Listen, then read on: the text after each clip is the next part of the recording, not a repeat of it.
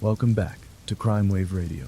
Before you settle in for the night, let us know where you're listening from in the comments and what time you're watching this.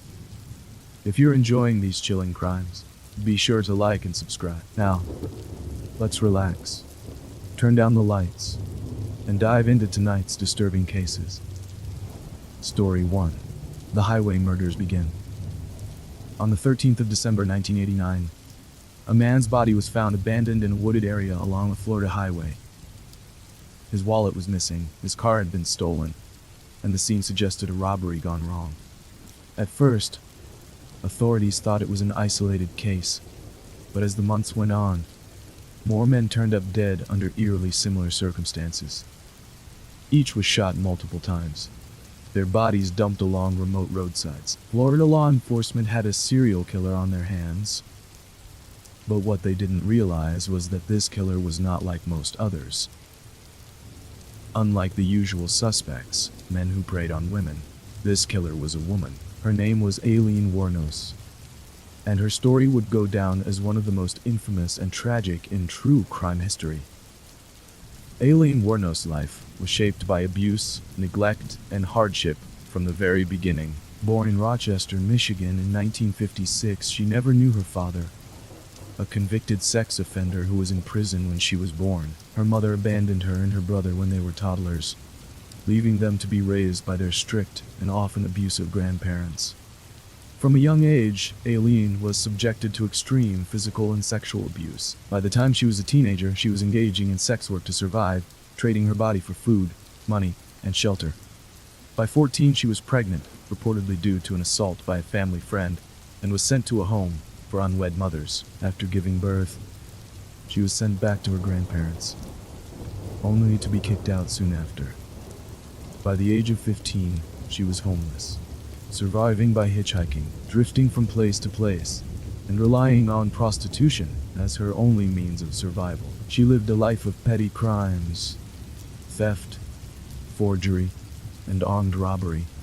But it wasn't until the late 1980s that she crossed the line into murder. Wuornos later claimed that her first victim, Richard Mallory, was not random, but rather an act of self-defense. According to her, Mallory, a businessman who had picked her up while she was working as a prostitute, became violent and sexually assaulted her. In response, she shot him multiple times, leaving his body in the woods and stealing his car. But after Mallory, the killings didn't stop.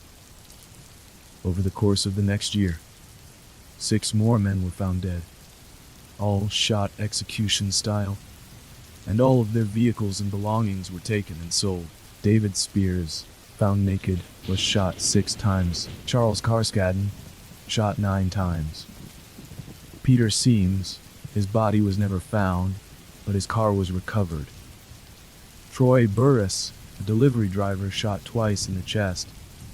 Charles Dick Humphreys, a retired police officer, shot 6 times. Walter Gino Antonio, a trucker, shot 4 times and left along a rural road. Wuornos initially claimed each killing was done in self-defense, stating that all the men had either attacked or attempted to assault her. However, evidence suggested robbery played a major role. She and her girlfriend at the time, Tyria Moore, were seen using the victims' credit cards and selling their stolen belongings. As the number of bodies piled up along Florida's highways, law enforcement agencies began connecting the dots. The similarities between the murders, middle-aged men, shot multiple times, their vehicles stolen, pointed to a single perpetrator. But what made this case unique was the witness reports. Several people had seen 2 women in possession of the victims' vehicles. A breakthrough came when police recovered Peter Seam's abandoned car. The windows were smashed, and the interior showed signs of a struggle, but his body was never found. However, what detectives did find was a set of fingerprints on the door handle. Prints that, when run through the system, matched a known offender, Aileen Wuornos. Wuornos had been arrested several times before for offenses ranging from armed robbery to disorderly conduct. And now, she was the prime suspect in a string of highway murders. The challenge for investigators was tracking her down before she killed again. By early 1991, Wuornos was living on the streets, drifting between bars, cheap motels, and truck stops. She was running low on money and growing increasingly paranoid, convinced that police were closing in. Detectives set up surveillance at bars and motels where she was known to frequent, hoping she would slip up. Their patience paid off. On January 9th, 1991, Wuornos was drinking alone at the Last Resort, a biker bar in Port Orange, Florida. She had no idea that undercover officers were watching her every move. When she stepped outside, they moved in and placed her under arrest for an outstanding weapons charge.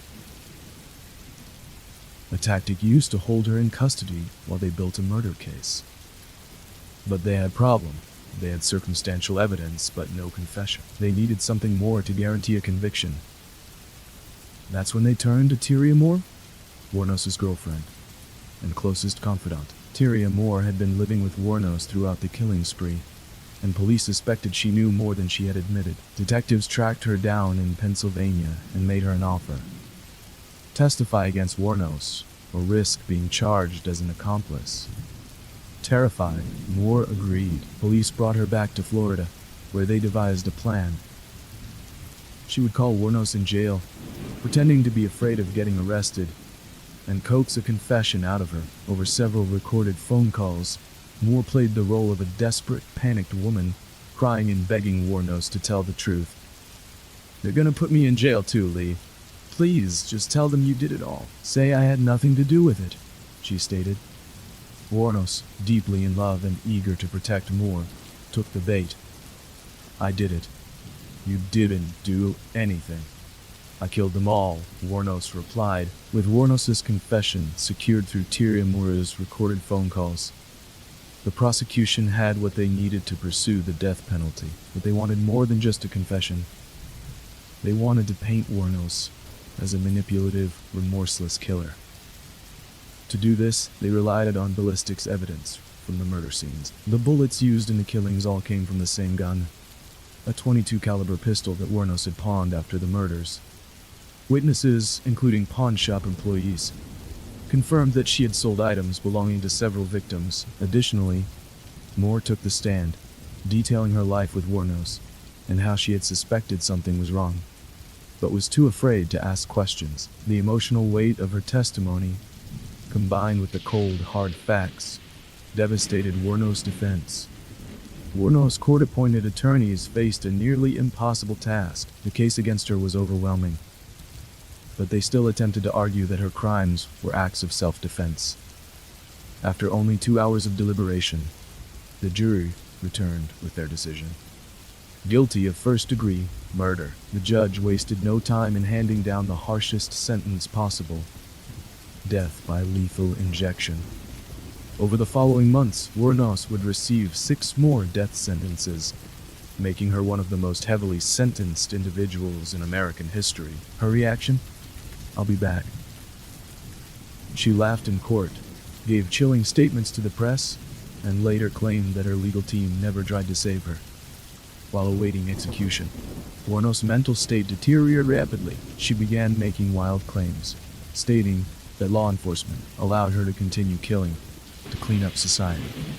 She also said she was being monitored by the police long before her arrest, hinting at a government conspiracy. Her erratic behavior led to a psychological evaluation, and in 2022, Florida Governor Jeb Bush ordered a competency hearing to determine if she was mentally fit to be executed. The court ruled that she was. On October 9th, 2022, after more than a decade on death row, Aileen Wuornos was executed by lethal injection at Florida State Prison. She refused a final meal, and instead drank a cup of coffee before being led to the execution chamber. At 9:47 a.m., Aileen Wuornos was pronounced dead. 42. The New York Terrorizer. On the quiet evening of July 29, 1976, the streets of the Bronx, New York, were alive with the usual sounds of city life: distant car horns, the murmur of late-night conversations, and the occasional bark of a dog. It was a sweltering summer night. An 18-year-old Donna Loria sat in her car with her best friend, Jody Valenti, outside her apartment building. The two had spent the evening at a disco and were unwinding in the cool night air. Neither had any idea that their casual conversation would be their last. As they sat in the parked vehicle, a man approached from the darkness. Without warning, he raised a .44 caliber bulldog revolver and fired. The deafening gunshots shattered the peace of the night. Donna was killed instantly, while Jody, wounded and in shock, managed to catch a glimpse of the man before he disappeared into the shadows. This was the beginning of a reign of terror that would paralyze New York City for over a year. The gunman would soon be known as the Son of Sam, and his killing spree would leave a permanent scar on the city's history. But who was the man behind the gun?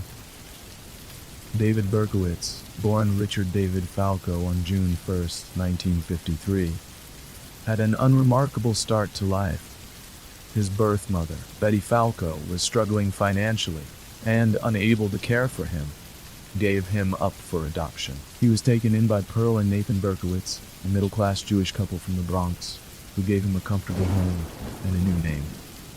By all outward appearances, David's early years were normal. He was an intelligent child, but he struggled socially. He often felt isolated, preferring solitude over friendships. His adoptive parents showered him with love, but their affection could not shield him from the internal struggles that would later consume him.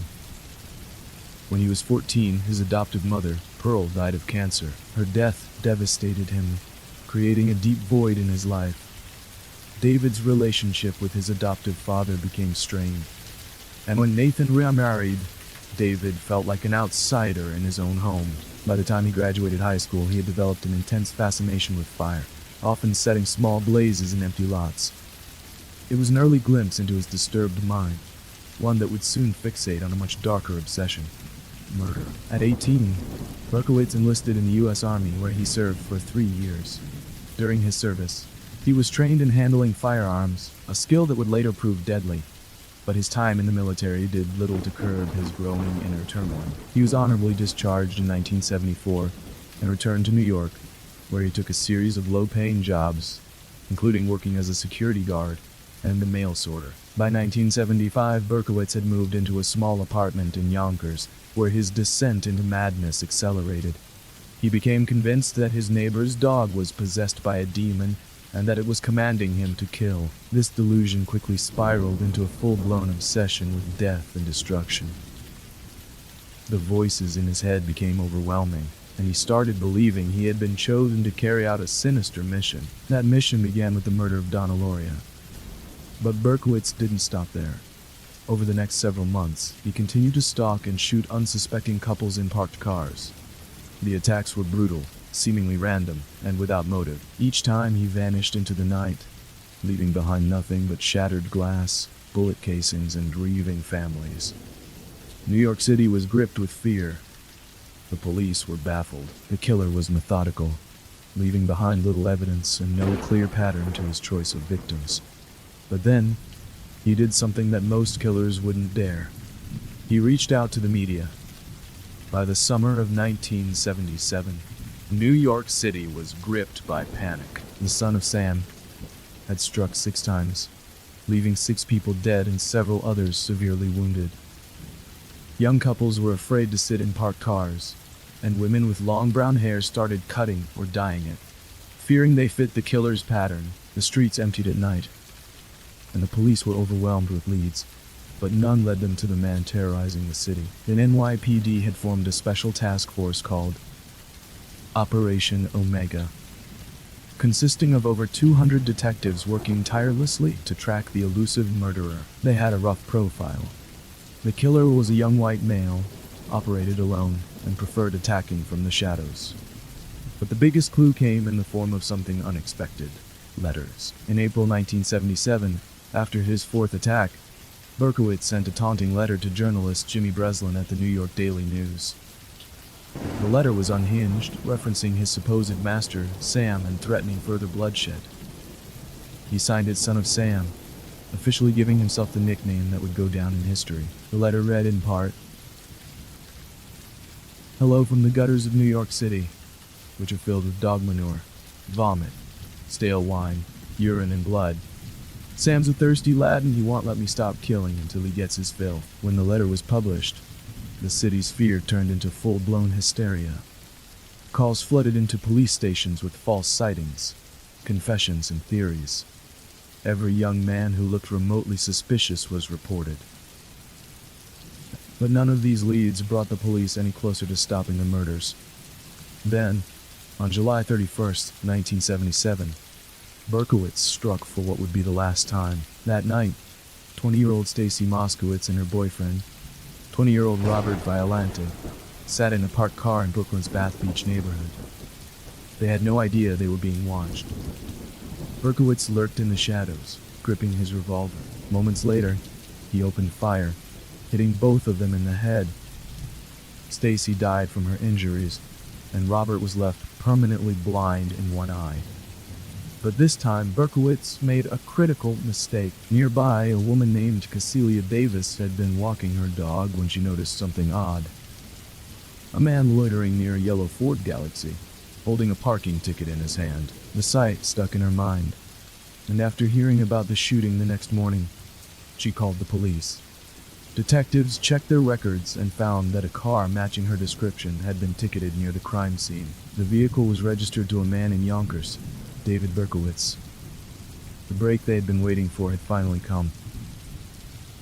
On August 10, 1977, just 10 days after his final attack, the NYPD closed in on their suspect. The break in the case had come from something as simple as a parking ticket, one that led straight to David Berkowitz's doorstep. Detectives from Operation Omega arrived in Yonkers to investigate the man linked to the yellow Ford Galaxy. What they found was something far stranger than they had anticipated. As officers approached Berkowitz's apartment building, they noticed the suspect's car parked outside. They peered inside and immediately spotted something chilling: a .44 caliber bulldog revolver lying on the passenger seat. The same type of weapon used in the Son of Sam shootings, but that wasn't all. There were handwritten letters inside, addressed to the police, boasting about the killings and taunting authorities about their failure to catch him. This was the break they needed. Instead of storming his apartment, the detectives decided to wait. They wanted to catch Berkowitz outside, ensuring he had no time to destroy evidence or arm himself. Hours later, Berkowitz stepped out of his building, completely unaware that he was walking straight into the hands of the police. As he approached his car, detectives surrounded him. One officer, pointing a gun at him, asked, "Are you David Berkowitz?" With a smirk, Berkowitz simply replied, "Well, you got me." The ease of his arrest was unsettling. He didn't run, didn't fight. He almost seemed relieved. The police searched his vehicle and found even more incriminating evidence, including another letter addressed to law enforcement, warning of future attacks. Berkowitz was taken into custody without incident, and the reign of the Son of Sam was officially over. Once in custody, Berkowitz wasted no time confessing. Over the course of hours, he provided detectives with chilling details about the attacks, admitting to all 6 murders and multiple shootings. His calm demeanor and lack of remorse shocked investigators, but then Berkowitz made an unbelievable claim. He wasn't the one in control. He insisted that his neighbor's dog, a black Labrador named Harvey, was possessed by a demon and had commanded him to kill. According to Berkowitz, his neighbor, Sam Carr, was actually a powerful entity, and his son, the demonic dog, had been sending him telepathic messages urging him to commit murder. The confession was bizarre, even by serial killer standards. Many investigators believe Berkowitz was fabricating the story in an attempt to plead insanity. But despite the strange claims, his detailed accounts of the shootings left little doubt that he was indeed the Son of Sam. The public, however, wasn't convinced that Berkowitz had acted alone. The random nature of the attacks, coupled with cryptic references in his letters, fueled speculation that he was part of a larger cult. Some believed he had accomplices, while others suspected the killings were part of a satanic ritual. These theories, though widely debated, were never proven. David Berkowitz's trial began in 1978, just a year after his arrest, and it was nothing short of sensational. As expected, the defense team quickly pushed for an insanity plea, arguing that Berkowitz was not responsible for his actions due to his supposed delusions. They presented the case that Berkowitz had been suffering from serious mental illness, which made him unable to understand the consequences of his actions. His claim that he had been acting on the orders of a possessed dog seemed to support this argument. However, the prosecution was adamant that Berkowitz was simply a deranged individual, not someone driven by a supernatural force. They argued that his calculated and premeditated attacks, along with his ability to cover his tracks and evade the police for so long, proved he was fully aware of the harm he was causing. After weeks of testimony, the jury deliberated for just 6 hours before reaching a verdict.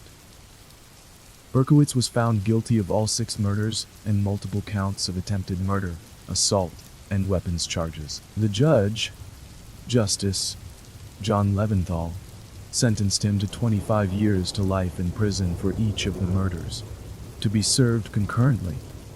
Though Berkowitz remains in prison to this day, his legacy as the son of Sam endures. His crimes left an indelible mark on New York City, and the fear he instilled in the public still lingers in the collective memory. Story 3. The tragic death of Jessica Chambers. It was a crisp December evening in 2014 when Jessica Chambers, a 19-year-old from the small town of Panola County, Mississippi, was horrifically attacked and left to die. The details of that night would haunt both the local community and the nation for years to come. Jessica had spent the afternoon with her mother, visiting family and doing errands. There was nothing unusual about her day. She had planned to meet up with friends, and nothing about her behavior suggested anything out of the ordinary. However, as night fell, her life would take a tragic turn. Around 8:00 p.m. that evening, Jessica was seen by witnesses at a local gas station in Cortland, Mississippi, a town just outside of her home. She had stopped to fill her car, and everything seemed normal. Surveillance footage captured her walking around the station and talking with people, laughing, as she filled up the tank of her 2004 Pontiac Grand AM. Jessica was well known in the community, often described as friendly and outgoing. And on this evening, she appeared no different. What no one knew, however, was that this would be the last time anyone would see her alive. Approximately 90 minutes after Jessica was seen at the gas station, a motorist driving down a back road near Cortland noticed something horrifying. In a ditch along the road, a young woman, her body engulfed in flames, staggered toward him. She had been set on fire and was barely alive. The motorist immediately called 911, and emergency responders rushed to the scene. When they arrived, they found Jessica clinging to life, her body burned beyond recognition. She was immediately airlifted to the nearest burn unit at a hospital in Memphis, Tennessee. Jessica was severely injured.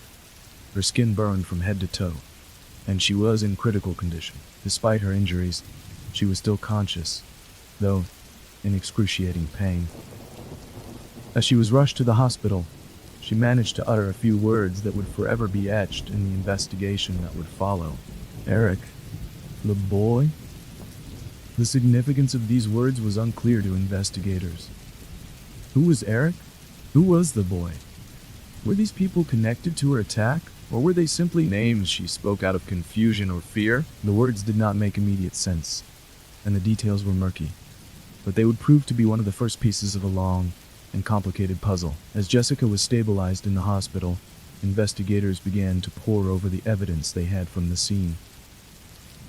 They discovered that her car was found nearby, locked and seemingly untouched. Inside, there were no signs of a struggle, no blood, and nothing that could indicate what had happened between the time she was seen at the gas station and when she was found on that road. The lack of any visible evidence raised the possibility that Jessica had been attacked somewhere else, possibly by someone she knew, and then left to die in that remote location. A statement released by the police suggested they were working under the assumption that Jessica's death was not a random act. The brutality of the crime, the way she was set on fire, suggested it was personal. But who would do such a thing to her? Jessica's family and the small, tight-knit community were devastated by the news.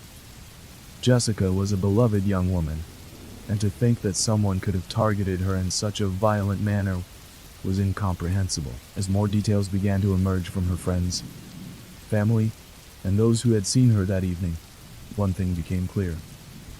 Jessica had not been involved in any known conflict or altercation that would explain such a brutal attack. The investigation into Jessica's murder intensified as police looked into her life and relationships.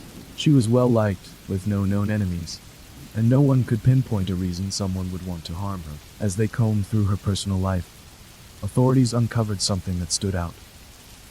A name repeatedly surfaced in relation to Jessica's final hours: Quentin Tellis. Quentin Tellis was a 27-year-old man from the local area, with a troubled past. He had a criminal record, and had been involved in some violent incidents in the past. While he wasn't well known in Jessica's circle of friends, some sources indicated that he had crossed paths with her in the weeks leading up to the incident. Investigators quickly identified Tellis as a person of interest. He had been in the area that night, and he had been in contact with Jessica before.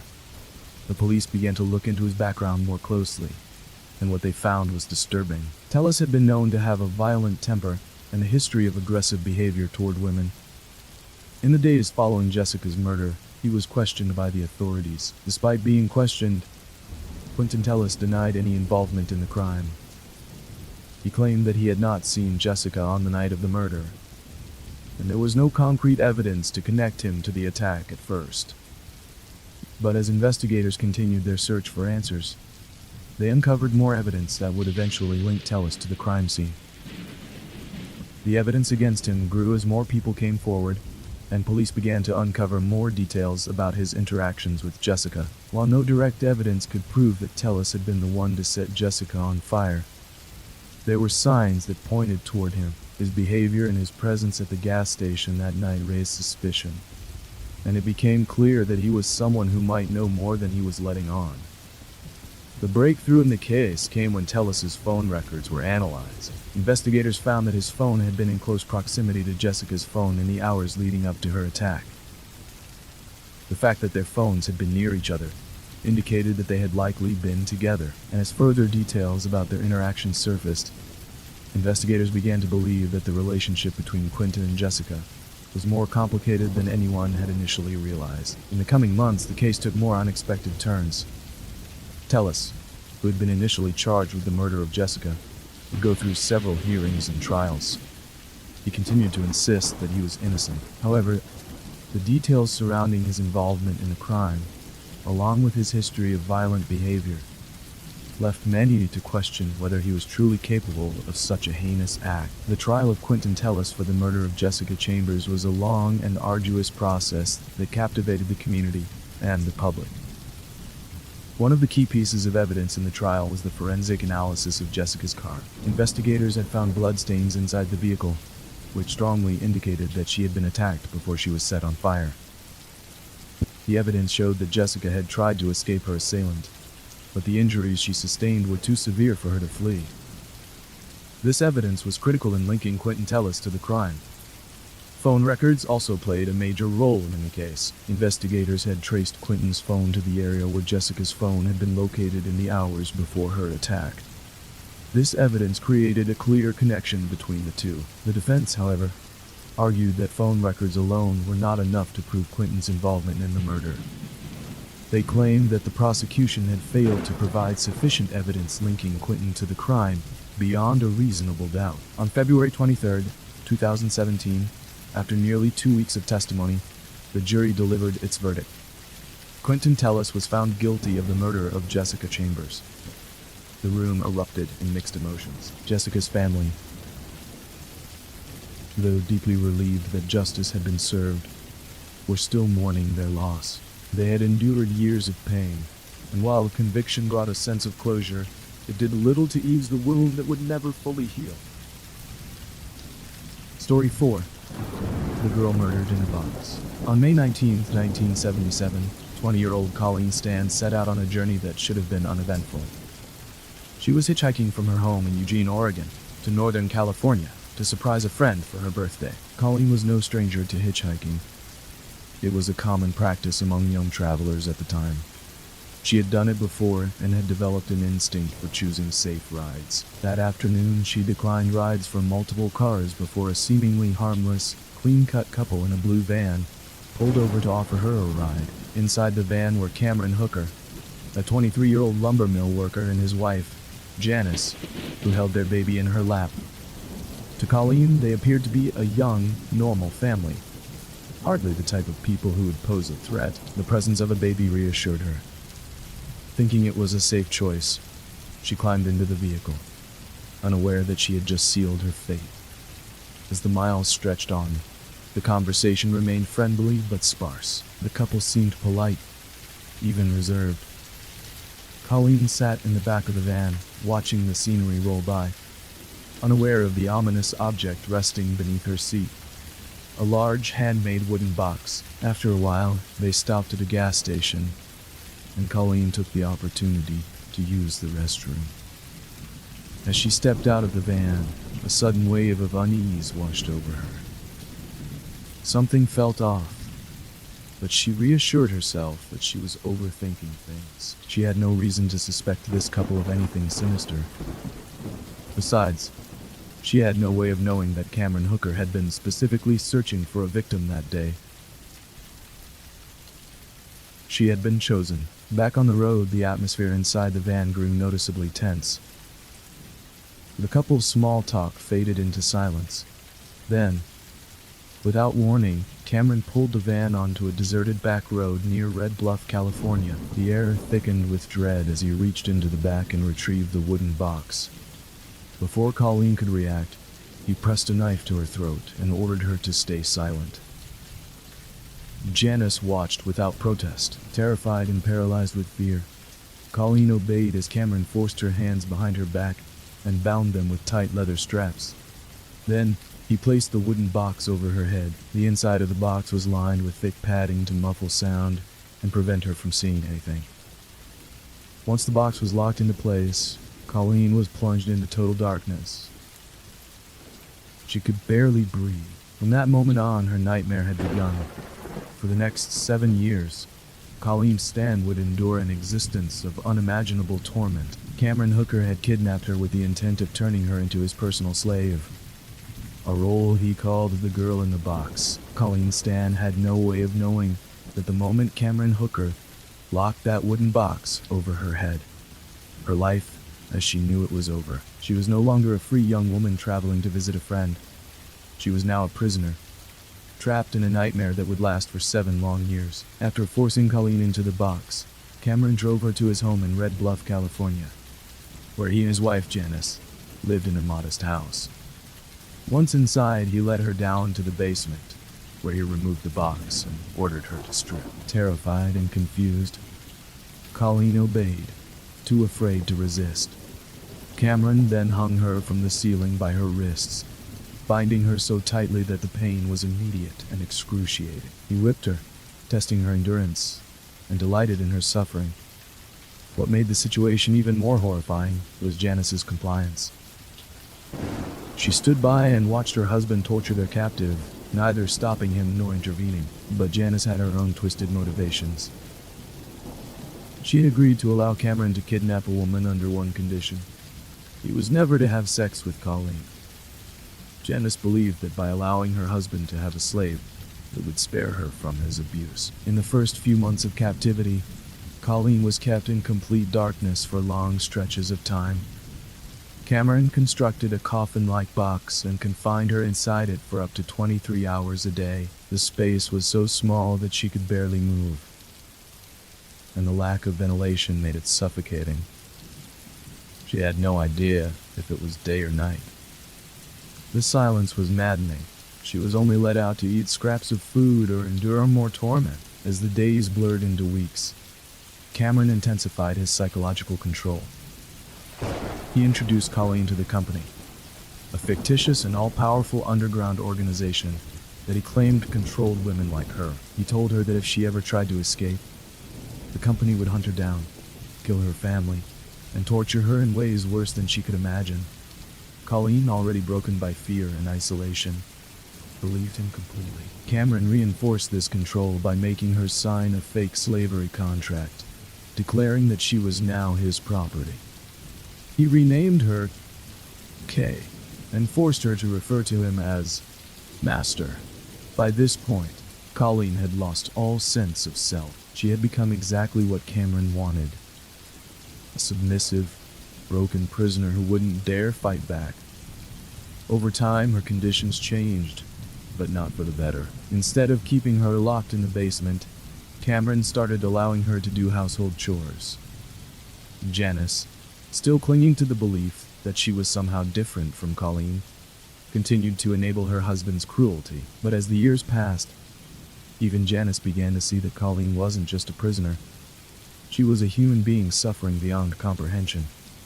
At one point, Cameron grew so confident in his control over Colleen that he allowed her to call her family. After years of isolation, she was finally able to hear their voices again. But she had been so thoroughly brainwashed that she didn't even attempt to tell them what was happening. Instead, she reassured them that she was fine, all while Cameron loomed over her, ready to punish her if she said the wrong thing. Despite the years of suffering, a flicker of hope still remained inside Colleen. Somewhere deep down, she still dreamed of freedom. But escape seemed impossible.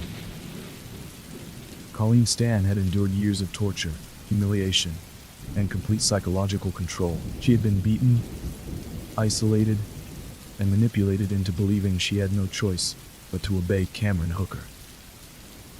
But deep inside, a small part of her still longed for freedom. She just didn't know if escape was even possible. As time passed, Colleen's conditions shifted. She was allowed to leave her wooden prison for longer periods, and Cameron even granted her limited freedoms. She ran errands for the Hooker family, did household chores, and sometimes even went outside. But no matter where she was, she always remained under Cameron's control. The threat of the company loomed over her, a constant reminder that disobedience meant certain death. Then, in an unexpected turn, Cameron gave Colleen the ultimate test of obedience. He allowed her to visit her family. In 1981, after 4 years of captivity, Cameron took Colleen back to her parents' home in Oregon for a brief visit. It should have been her opportunity to escape, to tell her family the truth, and finally break free. But by this point, Colleen was so deeply brainwashed that she acted as if everything was normal. She hugged her parents, smiled in family photos, and assured them she was safe. Her parents, overjoyed to see her, were confused by how thin and frail she looked. But they never suspected the horror she had been living through. When the visit was over, Colleen willingly returned to Cameron, believing she had no other choice. But something had begun to shift. Janice Hooker, who had spent years accepting her husband's actions, started to have doubts. She had convinced herself that allowing Colleen into their lives would prevent Cameron from hurting her, but she was wrong. Over time, she realized that her husband's appetite for control and sadism was growing. He was becoming more violent, more dangerous. By 1984, Janice had reached her breaking point. Cameron had started talking about making Colleen his second wife. And she knew that if she didn't do something, it would never end. That year, after years of silence, she made a decision that changed everything. She told Colleen the truth. Janice revealed that the company was a complete lie. There was no secret organization controlling Colleen's fate, no hidden group watching her every move. The fear that had kept her trapped for 7 years was nothing more than a fabrication designed to control her. Colleen was stunned. For the first time, she realized she had been a prisoner of her own mind as much as she had been a prisoner of Cameron Hooker. The invisible chains that had bound her for so long were finally broken. And then, the unthinkable happened. Janice told Colleen to run. For the first time in 7 years, Colleen was free. But she wasn't running. She simply left. No dramatic escape, no high-speed chase. Just a quiet, stunned departure. Janice Hooker had given her bus fare and told her to go. Colleen made her way to a nearby station, boarded a bus, and headed straight home to her family in Oregon. The moment she saw them, everything she had endured finally hit her. The brainwashing, the torture, the years of submission. She had survived. At first, she didn't tell the police. After everything Cameron had done to her, after all the psychological torment, she still believed that the company might come for her. She also feared that if she went to authorities, Janice would suffer for helping her escape. But Janice wasn't done yet. A few months later, in November 1984, she made a decision that would seal Cameron Hooker's fate. She walked into a police station and told them everything. She detailed every horror, every act of brutality, and every manipulation her husband had used to keep Colleen enslaved. In exchange for her testimony, she was granted full immunity. The police wasted no time. Cameron Hooker was arrested on charges of kidnapping, sexual assault, and false imprisonment. The trial that followed was one of the most disturbing in California's history. Prosecutors laid out the horrific details of Colleen's captivity, displaying the wooden box where she had spent years locked away like a piece of discarded furniture. The jury listened in stunned silence as Colleen described the whippings, the starvation, and the suffocating isolation. Cameron Hooker's defense tried to argue that Colleen had been a willing participant, that she could have left at any time. But the prosecution countered with the undeniable truth. She had been psychologically enslaved. The fear of the company had been just as powerful as any physical chain. In 1985, Cameron Hooker was found guilty and sentenced to 104 years in prison. He was denied parole multiple times, and in 2022, he was deemed unsuitable for release due to the severity of his crimes. As for Colleen, her path to healing was long and difficult. The scars, both physical and emotional, would never fully fade. But she refused to let them define her. She built a new life, found faith, and eventually worked to help others who had survived similar trauma. Story 5. The Atlanta Child Murders. Between 1979 and 1981, the city of Atlanta was gripped by fear. Children, mostly young black boys, were disappearing at an alarming rate. At first, their disappearances were treated as isolated incidents, but soon a horrifying pattern emerged. Their bodies were turning up in wooded areas, in rivers, and on roadsides, strangled or asphyxiated. The city was in a panic. Parents were afraid to let their children outside, and the police seemed unable to stop the nightmare. As the body count rose, authorities launched one of the largest manhunts in Atlanta's history. But the killer remained elusive. The victims, ranging in age from 7 to 17, all shared similar backgrounds. Young black boys from struggling neighborhoods. As the weeks turned into months, theories swirled. Was it a single predator? The community was desperate for answers. Then, the killer changed tactics. By late 1980, the murders expanded beyond children. Young black men in their 20s were now among the victims. The bodies were found in the same manner, dumped in secluded areas, discarded like trash. The FBI was called in, and a special task force was formed. They developed a profile. The killer was likely someone who could move freely in these neighborhoods, someone who could gain the trust of the victims. But there was little physical evidence, and leads were drying up. That all changed in May 1981, when police monitoring a bridge over the Chattahoochee River heard a splash. It was the break they had been waiting for.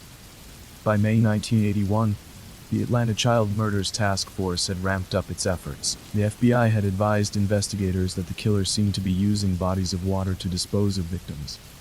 With that in mind, police began staking out bridges, hoping to catch the murderer in the act. In the early hours of May 22, 1981, officers stationed at the James Jackson Parkway Bridge, which crossed over the Chattahoochee River, heard a distinct splash. Someone had thrown something, possibly a body, into the water. Moments later, a white 1970 Chevrolet station wagon drove past them. The driver? A 23-year-old man named Wayne Bertram Williams. Officers pulled Williams over and questioned him. He was calm, almost too calm. He claimed he was a music promoter on his way to an audition in the middle of the night. It didn't add up.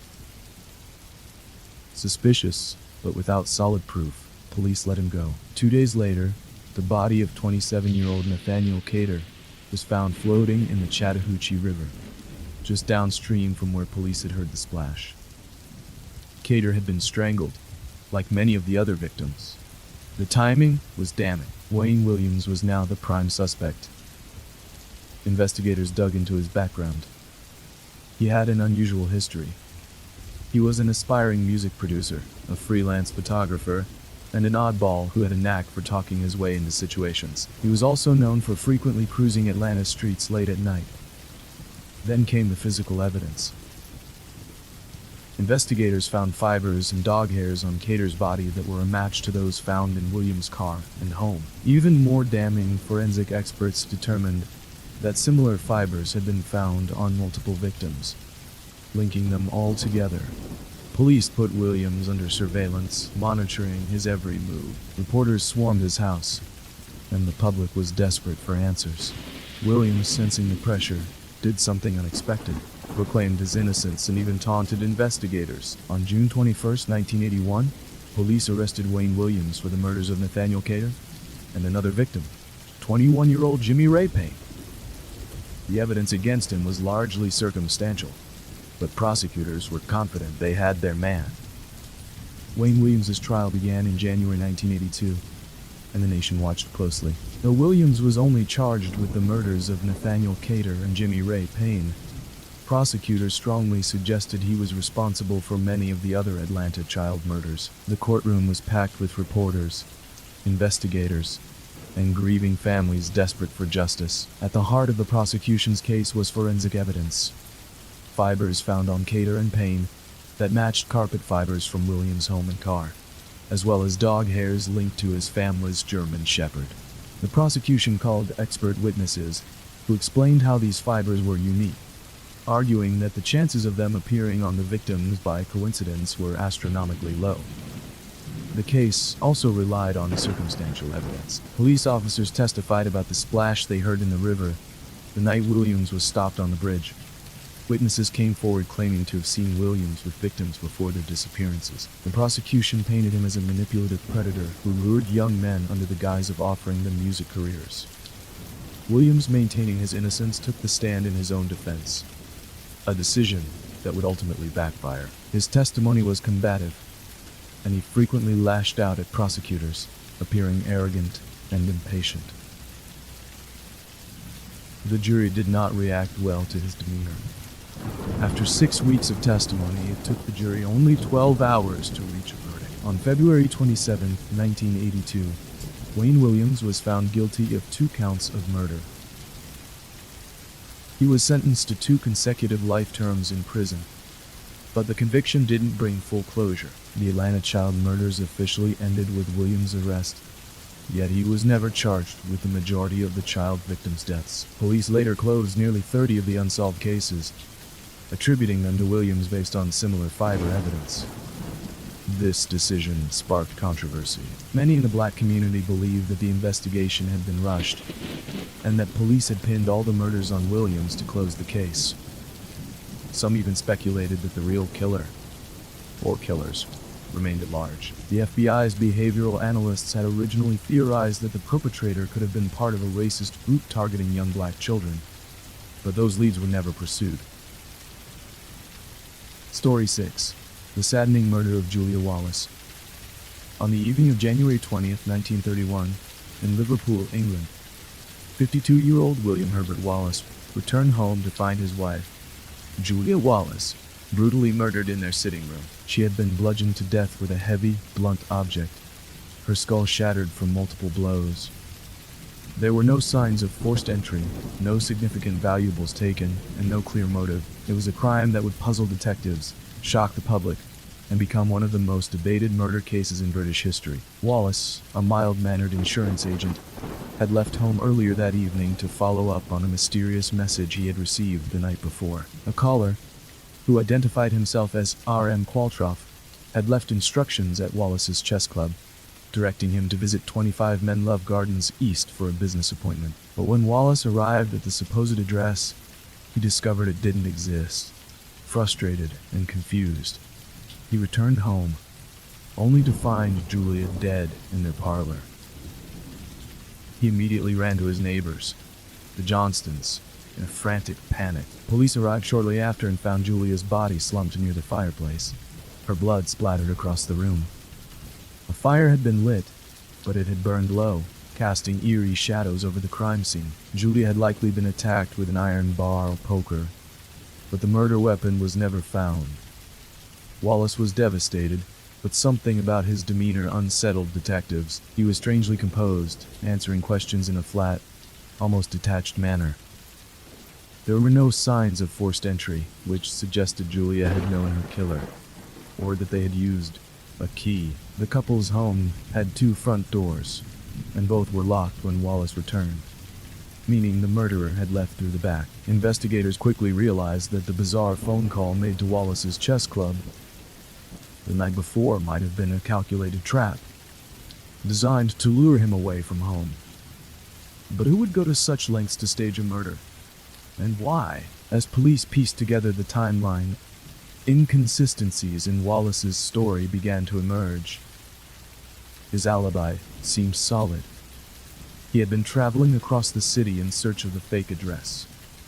But could he have orchestrated the crime in advance? The police immediately focused on Wallace himself. His reaction to finding Julia's body struck some as unnervingly detached. He showed no visible emotion when he spoke to officers, and his voice remained steady, even as he recounted his discovery. Some found his demeanor unnatural. Others believed it was simply the way a man in shock might behave. Detectives worked to establish a precise timeline of the evening's events.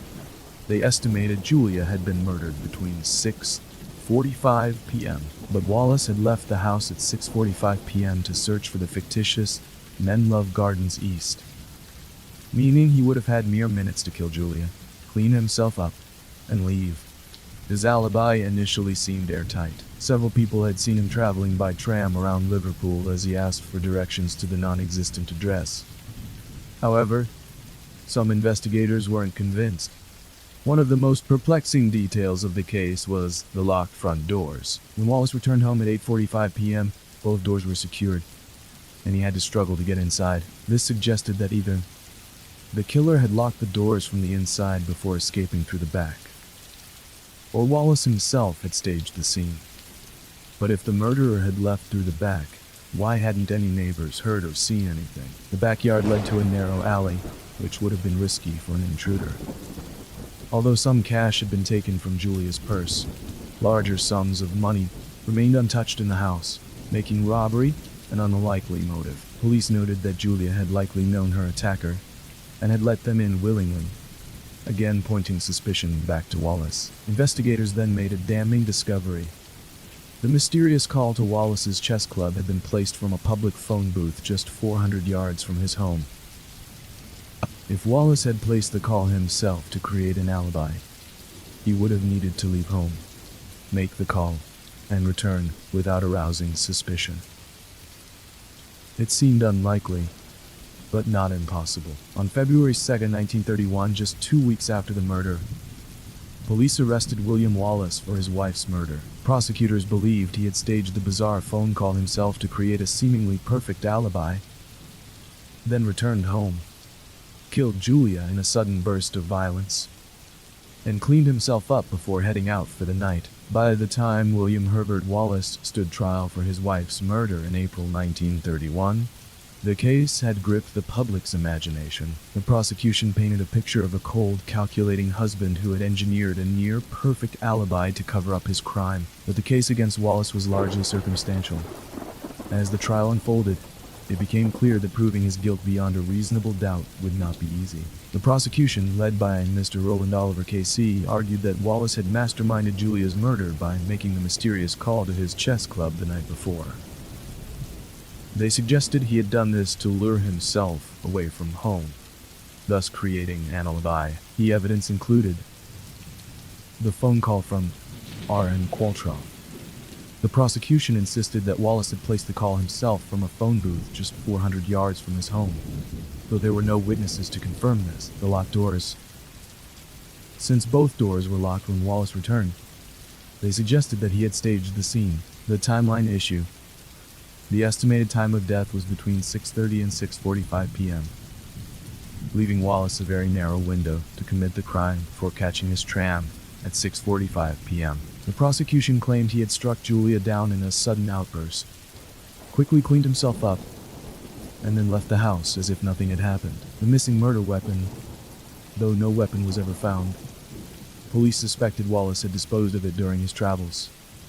Wallace's lawyer, Edward Hemmerday KC, countered that the prosecution's theory was entirely improbable. He argued that Wallace would have had just 5 minutes to kill Julia, change clothes, hide the weapon, and leave.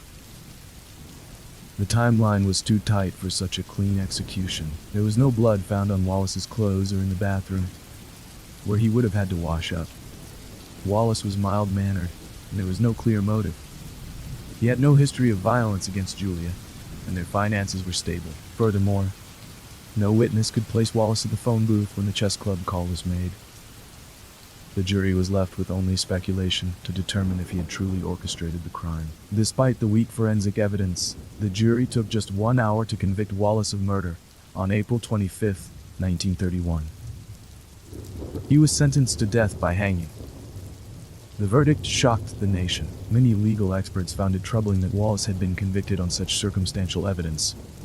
His lawyers immediately appealed, arguing that the case had not been proven beyond a reasonable doubt. Just a month later, on May 19, 1931, the Court of Criminal Appeal overturned Wallace's conviction, the first time in British history that a murder conviction had been completely quashed due to lack of evidence. The judges ruled that the jury's decision had been not supported by the weight of the evidence, and Wallace was a free man. Story 7: 2 Killers, 1 City.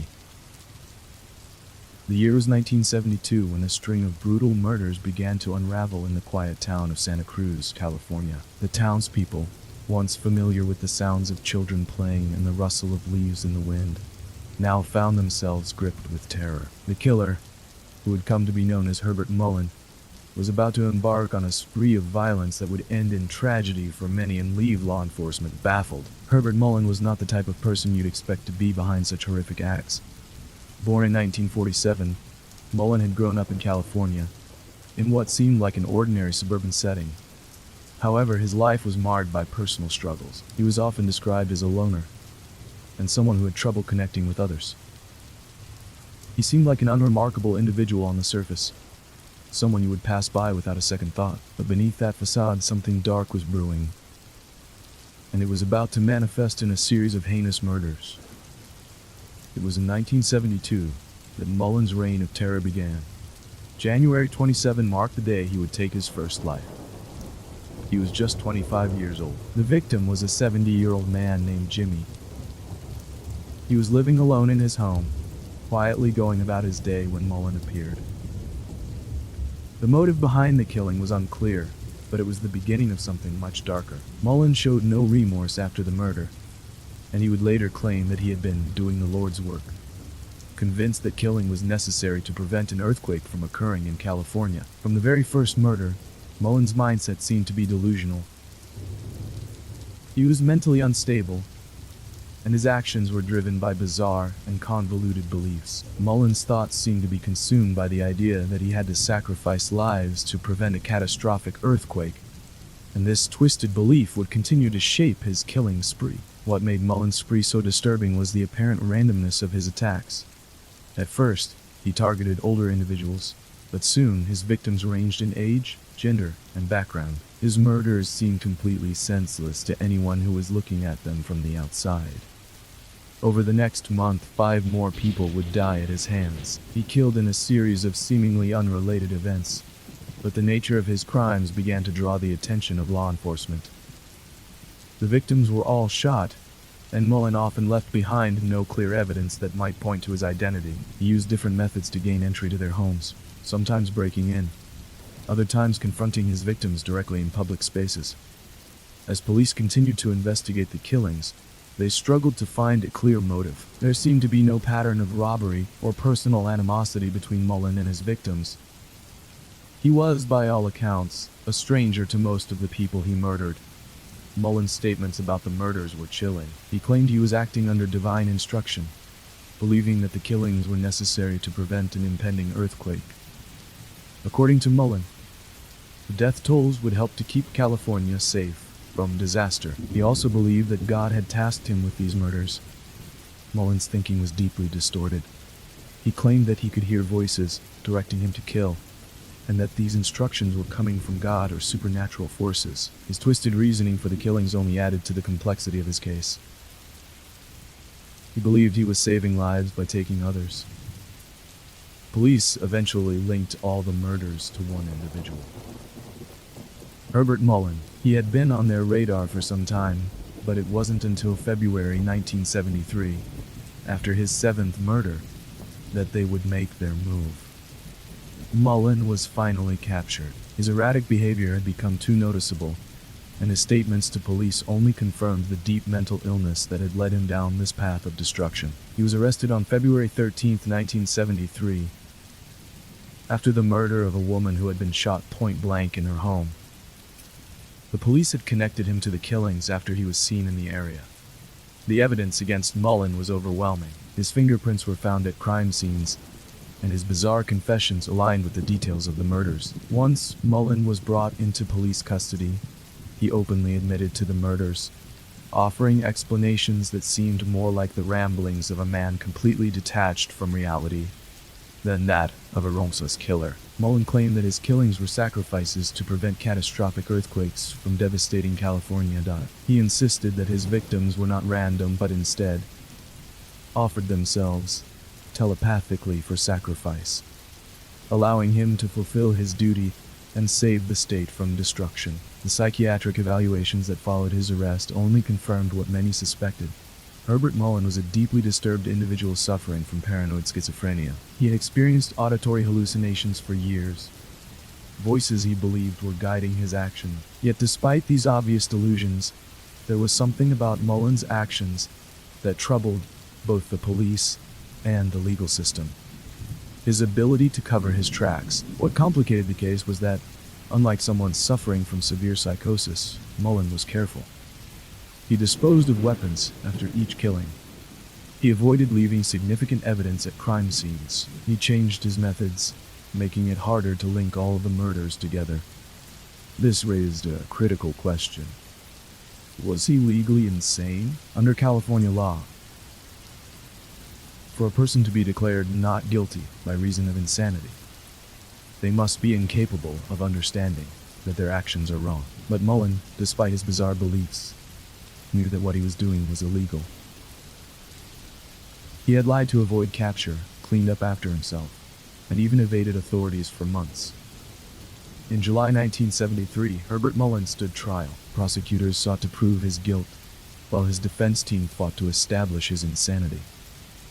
Mullen sat quietly in the courtroom, often muttering to himself, his eyes darting around as though listening to voices only he could hear. He rarely showed emotion, except when he spoke about his mission to prevent earthquakes. The prosecution painted Mullen as a calculated and dangerous killer, arguing that his ability to conceal his crimes and manipulate investigators showed he understood the consequences of his actions. The defense, however, argued that his schizophrenia had completely taken over, rendering him unable to distinguish between right and wrong. They presented medical records detailing his history of paranoid delusions, auditory hallucinations, and erratic behavior long before the murders began. After a lengthy trial, the jury reached a decision. Herbert Mullen was found guilty of 10 counts of murder. He was found legally sane at the time of the killings, meaning he could not escape punishment with an insanity plea. Despite his schizophrenia, the jury determined that Mullen understood his actions were criminal. He had taken steps to evade police and destroy evidence, proving he was not entirely detached from reality. The judge sentenced him to life in prison, ensuring that he would never be free again.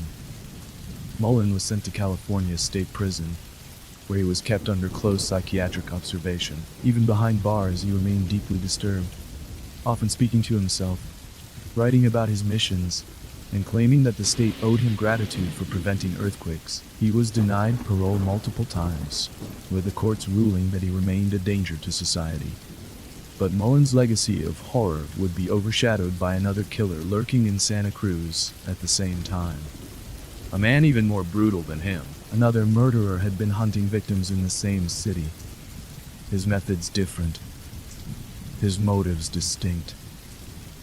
His name was Edmund Kemper, the co-ed killer, a man whose crimes were just as chilling, if not more so, than Mullen's. But unlike Mullen, who killed indiscriminately in a delusional effort to prevent earthquakes, Kemper's murders were methodical and precise. He specifically targeted young female hitchhikers, luring them into his car, gaining their trust, and then murdering them in horrifying ways. Edmund Kemper was a highly intelligent and manipulative psychopath who took pleasure in the suffering of his victims and carefully planned each murder. Despite their vastly different personalities and motives, Mullen and Kemper actually met in jail after their arrests. Kemper, who was a massive man at 6'9", would later mock Mullen, calling him a weirdo and belittling him for his lack of control. He had a habit of singing and bothering people, Kemper recalled in later interviews. So I threw water on him to shut him up. He didn't like that. The idea that two serial killers operating at the same time in the same city could cross paths in prison was almost surreal. But it was a stark reality in Santa Cruz. Story 8. Mary Fagan. On April 26, 1913, Atlanta, Georgia, was alive with the excitement of Confederate Memorial Day, a holiday honoring Southern soldiers who had fought in the Civil War. The city streets were filled with parades and celebrations, but within the walls of the National Pencil Company, a dark crime was about to unfold, one that would lead to one of the most controversial trials in American history. Mary Fagan, a 13-year-old factory worker, had gone to the National Pencil Company that day to collect her weekly wages, $1.20. She had worked there for over a year, assembling metal tips onto pencils, but recently, a shortage of brass had halted her work. The following morning, in the early hours of April 27, 1913, a night watchman named Newt Lee made a horrific discovery in the factory basement. There, lying in the dirt near the furnace, was the lifeless body of Mary Fagan. Her dress was torn and dirtied, her face was bruised, and there were strangulation marks around her neck, suggesting she had been choked to death with a cord. A bloody handprint was smeared on a nearby door, and the scene reeked of violence and haste. Beside her body were 2 handwritten notes, scrawled in crude, nearly illiterate writing. They appeared to be an attempt to pin the crime on a night witch, perhaps a reference to a black worker in the factory. But investigators quickly grew suspicious. The phrasing was odd, and the notes seemed too staged to be real. The police immediately launched an investigation, and within hours, they had their first suspect, Newt Lee, the night watchman who had found the body. But as detectives questioned him, his story remained consistent, and there was no physical evidence linking him to the crime. They needed to look elsewhere. Attention soon turned to Leo Frank, the 29-year-old superintendent of the factory. Frank was a well-educated Jewish businessman from New York, known for being meticulous and somewhat aloof. He had been the one to personally hand Mary her wages just minutes before her murder. During questioning, Frank appeared nervous and uneasy, frequently rubbing his hands and struggling to recall basic details. This only deepened police suspicion. Witnesses began coming forward, some claiming they had seen Mary heading toward Frank's office, while others insisted they had heard a scream coming from the factory that afternoon. One man, Jim Conley, a black janitor at the factory, became a key figure in the case. At first he denied knowing anything, but soon, his story would take a drastic turn, one that would shift the entire course of the investigation. As the pressure mounted, the authorities made their decision. Leo Frank was arrested for the murder of Mary Fagan, while Frank sat in jail awaiting trial. Investigators turned their attention to Jim Conley, the factory's janitor. Conley had initially denied knowing anything about the crime, but as police applied pressure, his story kept changing. At first, he admitted to writing the strange notes found near Mary's body, but claimed he had done so under Frank's orders. He said Frank had told him to write the notes as a diversion, making it look like a black worker had killed Mary. But then, Conley changed his story again. This time, he claimed he had helped Frank move Mary's body to the basement. And then, his most damning statement. Leo Frank had murdered Mary Fagan, and Conley had witnessed it. On July 28, 1913, the trial of Leo Frank began. It quickly became a spectacle, with the courtroom packed beyond capacity every day. Reporters from all over the country gathered, and outside, thousands of onlookers crowded the courthouse steps, eager to hear every detail. The prosecution, led by Hugh Dorsey, painted Frank as a cold, predatory factory boss who had lured Mary Fagan into his office on the pretense of discussing work, but had assaulted and killed her instead. Dorsey argued that Frank, overcome with panic, had tried to cover his tracks by enlisting Jim Conley's help. The star witness for the prosecution was Jim Conley himself. His testimony was gripping, dramatic, and devastating for Frank. He claimed on the day of the murder, he had been acting as Frank's lookout, while Frank made advances toward young girls in his office. He said that, when Mary resisted, Frank strangled her, then ordered Conley to dispose of the body. And the defense, led by Reuben Arnold and Luther Rosser, attacked Conley's credibility.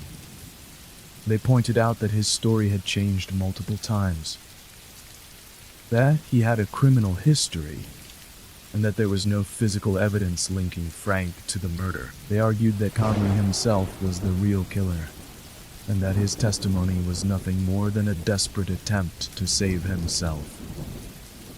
Despite the defense efforts, the public had already made up its mind. On August 25, 1913, after only 4 hours of deliberation, the jury returned with its decision. The verdict was clear. Leo Frank was found guilty of murder. As soon as the words were spoken, a roar erupted from the crowd outside. People cheered, celebrated, and called for Frank's execution. The judge, aware of the hostile atmosphere, sentenced Frank to life in prison instead of the death penalty, a decision that would soon spark even greater outrage. Frank's lawyers fought desperately to overturn his conviction, appealing to both the Georgia Supreme Court and the U.S. Supreme Court. They argued that the trial had been tainted by anti-Semitism, public pressure, and unreliable testimony, particularly from Jim Conley, whose story had changed multiple times. Despite their efforts, every appeal was denied. The case seemed hopeless, until one final intervention changed everything. In June 1915, Georgia's governor, John M. Slatton, reviewed the case. After a thorough investigation, he became convinced that the trial had been unfair and that Frank might be innocent. Against overwhelming public pressure, Slatton commuted Frank's death sentence to life in prison. The decision sparked immediate outrage. Angry mobs took to the streets, demanding Frank's execution. The governor had to flee the state under armed protection, knowing his political career was over. On the night of August 16, 1915, a group of about 25 men calling themselves the Knights of Mary Fagan carried out a carefully orchestrated plan. This was no ordinary lynch mob. Many were prominent citizens, lawyers, judges, and even former politicians. They had inside help and knew exactly what they were doing. Under cover of darkness, they stormed the prison in Milledgeville, cut the phone lines, and overpowered the guards. Frank, terrified and defenseless, was dragged from his cell and forced into a waiting car. They drove him over 100 miles to Marietta, Georgia, Mary Fagan's hometown. At sunrise, beneath a large oak tree, they placed a noose around his neck. As Frank pleaded for his life, the mob hoisted him into the air. His body dangled there for hours. Photographs were taken and sold as souvenirs. There was no investigation, no arrests. The men responsible walked free, their identities well known but never punished. Story 9. The Abduction of Jamie Klaus. On the night of October 15, 2018, the quiet town of Barron, Wisconsin, was shattered by a horrifying crime. Inside a modest home on US Highway 8, 13-year-old Jamie Klaus awoke to the sound of her dog barking. Moments later, she heard a terrifying noise, the crack of a gunshot. Her parents, James and Denise Klaus, were in the house with her. But within minutes, both of them would be dead, and Jamie would be nowhere to be found. This was not a random attack. The man outside had come for Jamie, and he would stop at nothing to take her. At 12:53 a.m., a 911 call came into the Barron County Sheriff's Office. On the other end of the line, no one spoke. Only muffled sounds could be heard. The dispatcher traced the call to the Klaus residence. Within minutes, deputies arrived. What they found inside was horrific. James Kloss, 56, was discovered just inside the front door. He had been shot at close range with a shotgun, likely as he tried to stop the intruder. Further inside, they found Denise Kloss, 46, lying motionless in the bathroom. She had also been shot dead. But Jane? She was gone. There were no signs of a struggle, no immediate clues about where she had been taken. And worst of all, no suspects. Investigators quickly ruled out Jamie as a suspect. There was no indication that she had run away or had any involvement in her parents' deaths. This was an abduction. But who would go to such extreme lengths to kidnap a 13-year-old girl? Authorities launched a statewide search, issuing an Amber Alert and pleading with the public for tips. Thousands of leads poured in, but none led to Jamie. Days turned into weeks, then months. For 88 days, the world waited, fearing the worst. The man responsible for the brutal murders and kidnapping was 21-year-old Jake Thomas Patterson, a former Marine recruit and factory worker who had no previous connection to the Kloss family. Patterson's obsession with Jamie had begun by chance. One day, as he drove home from work, he spotted her getting on a school bus, and in that moment, decided she would be his. He did not know her name. He did not know her family. He simply wanted her, and he was willing to kill to get her. Over the next few weeks, Patterson began plotting the perfect crime.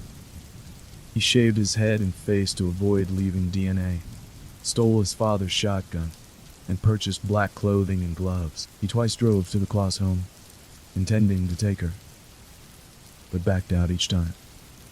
On October 15th, 2018, he finally carried out his plan. After forcing Jamie into the trunk of his car, Patterson drove 70 miles to his isolated cabin in Gordon, Wisconsin, a remote, heavily wooded area far from neighbors and prying eyes. Inside, he forced her under his bed and sealed her in using storage bins and heavy weights, ensuring she could not escape. For the next 88 days, Jamie was trapped in absolute terror.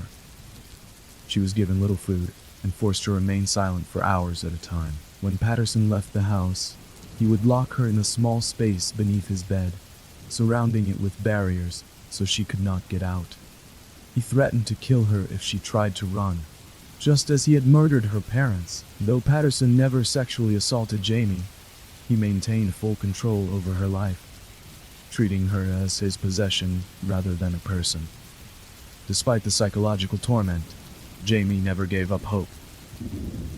She watched, she listened, and she waited for a chance to escape.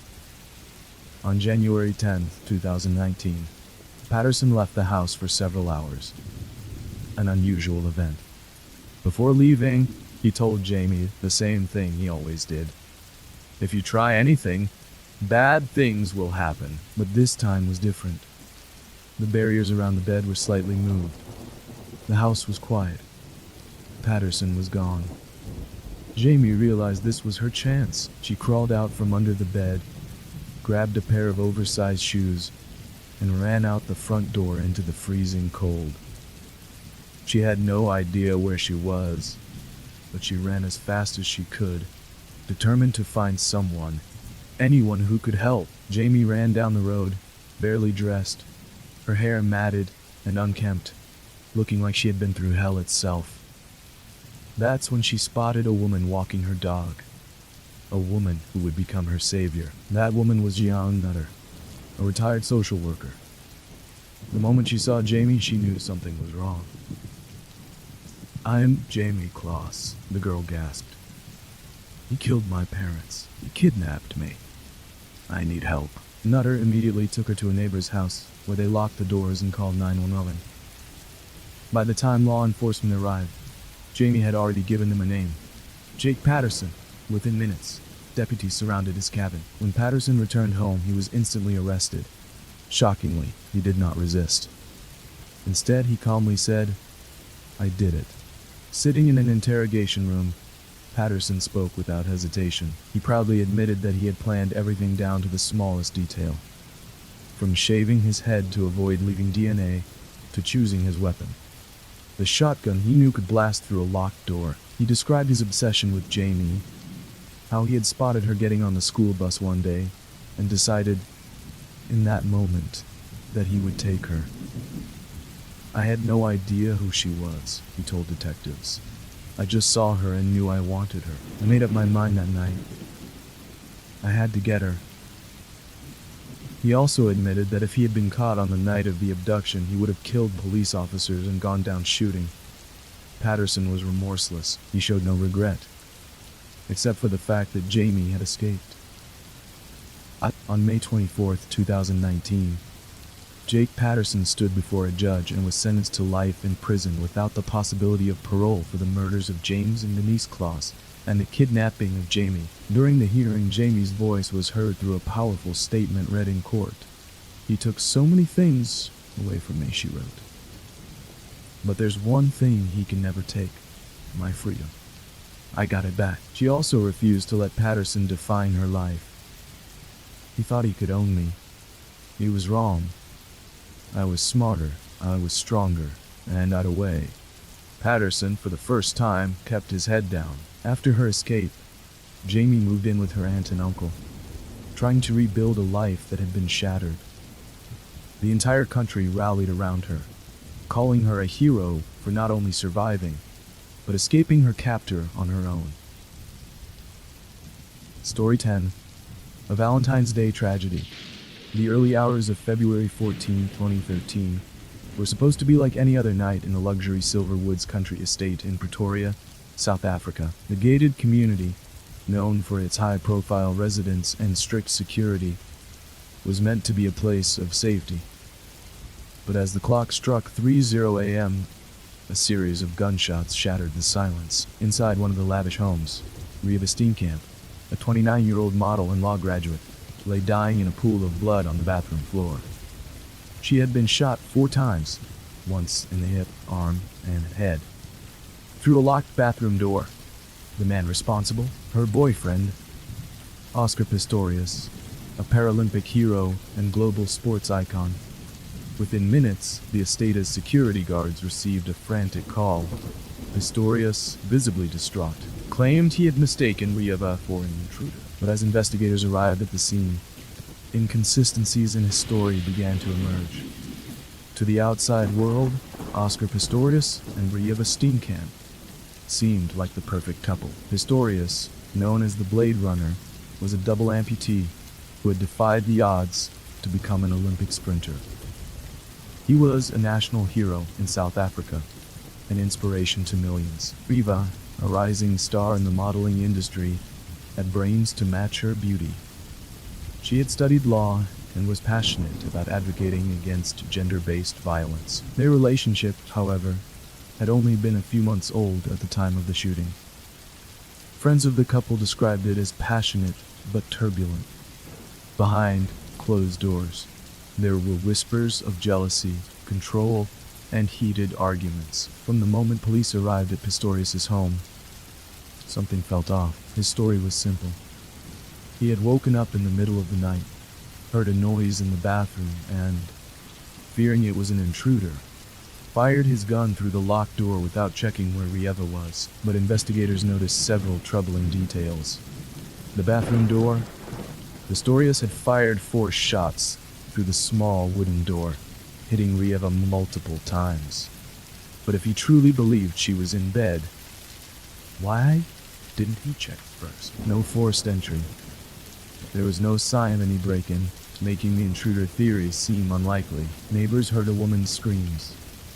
Multiple witnesses reported hearing a woman screaming before the gunshots rang out, directly contradicting Pistorius' version of events. As the trial began in March 2014, the world watched, eager to hear whether Pistorius would be proven innocent, or if Reva Steenkamp had been the victim of a violent temper hidden behind his public persona. As the trial began in March 2014, the world watched, eager to hear whether Pistorius would be proven innocent, or if Reva Steenkamp had been the victim of a violent temper hidden behind his public persona. According to their argument, Pistorius had intentionally shot Reva after a heated argument, knowing full well she was the one behind the bathroom door. Key pieces of evidence supported this theory. Screams before the gunshots. Several neighbors reported hearing a woman screaming, followed by gunshots, and then more screaming. If Pistorius had shot believing it was an intruder, why was there a woman's voice in distress before the shots? Riva's phone found in the bathroom. Investigators discovered Riva's cell phone near the toilet, suggesting she had locked herself inside, possibly trying to escape an argument. The gunshots were intentional. Pistorius fired 4 times through the bathroom door, hitting her with 3 bullets. The prosecution argued that he had time to stop if it had been an accident. The prosecution also presented witnesses who had seen Pistorius's aggressive side. Previous girlfriends testified that he had been possessive, controlling, and quick to anger. One even recounted an incident where he had fired a gun through a car's sunroof in a fit of rage. Despite his emotional testimony, Pistorius struggled under cross-examination. He changed his story multiple times. At first, he said he had fired out of fear, then later claimed he didn't remember pulling the trigger. His anger issues were exposed. The prosecution played recordings of Pistorius yelling at reporters and losing his temper in public settings. The scream evidence was damning, if the woman's screams came before the shots. As witnesses claimed, then Pistorius' version of events simply didn't add up. On September 12, 2014, Judge Masipa delivered her verdict. In a decision that stunned many, she ruled that Pistorius was not guilty of premeditated murder. Instead, he was convicted of culpable homicide, South Africa's equivalent of manslaughter. The key points of her reasoning were, there was no clear evidence of intent to kill Riva. The prosecution had failed to prove that Pistorius had knowingly shot at her in anger. His version of events, believing she was an intruder, was reasonably possible. However, she did not absolve him of guilt entirely. She criticized Pistorius for his reckless use of a firearm, stating that a responsible gun owner should have checked before firing. A month later, Pistorius was sentenced to 5 years in prison for culpable homicide, with the possibility of parole after serving just 10 months. Additionally, he was given a 3-year suspended sentence for a separate firearms charge. The ruling sparked outrage. Riva Steenkamp's family was devastated, believing that Pistorius had intentionally killed her and should face life in prison. Women's rights activists criticized the sentence, calling it too lenient and a sign that violence against women wasn't taken seriously. Legal experts were divided, with some agreeing with the verdict and others arguing that Pistorius' version of events had too many inconsistencies to be fully believed.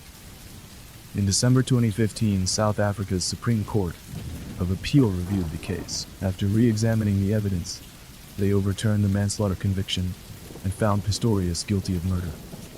The court ruled that Pistorius should have foreseen that firing 4 shots through a locked door could kill someone. His actions showed a clear disregard for human life.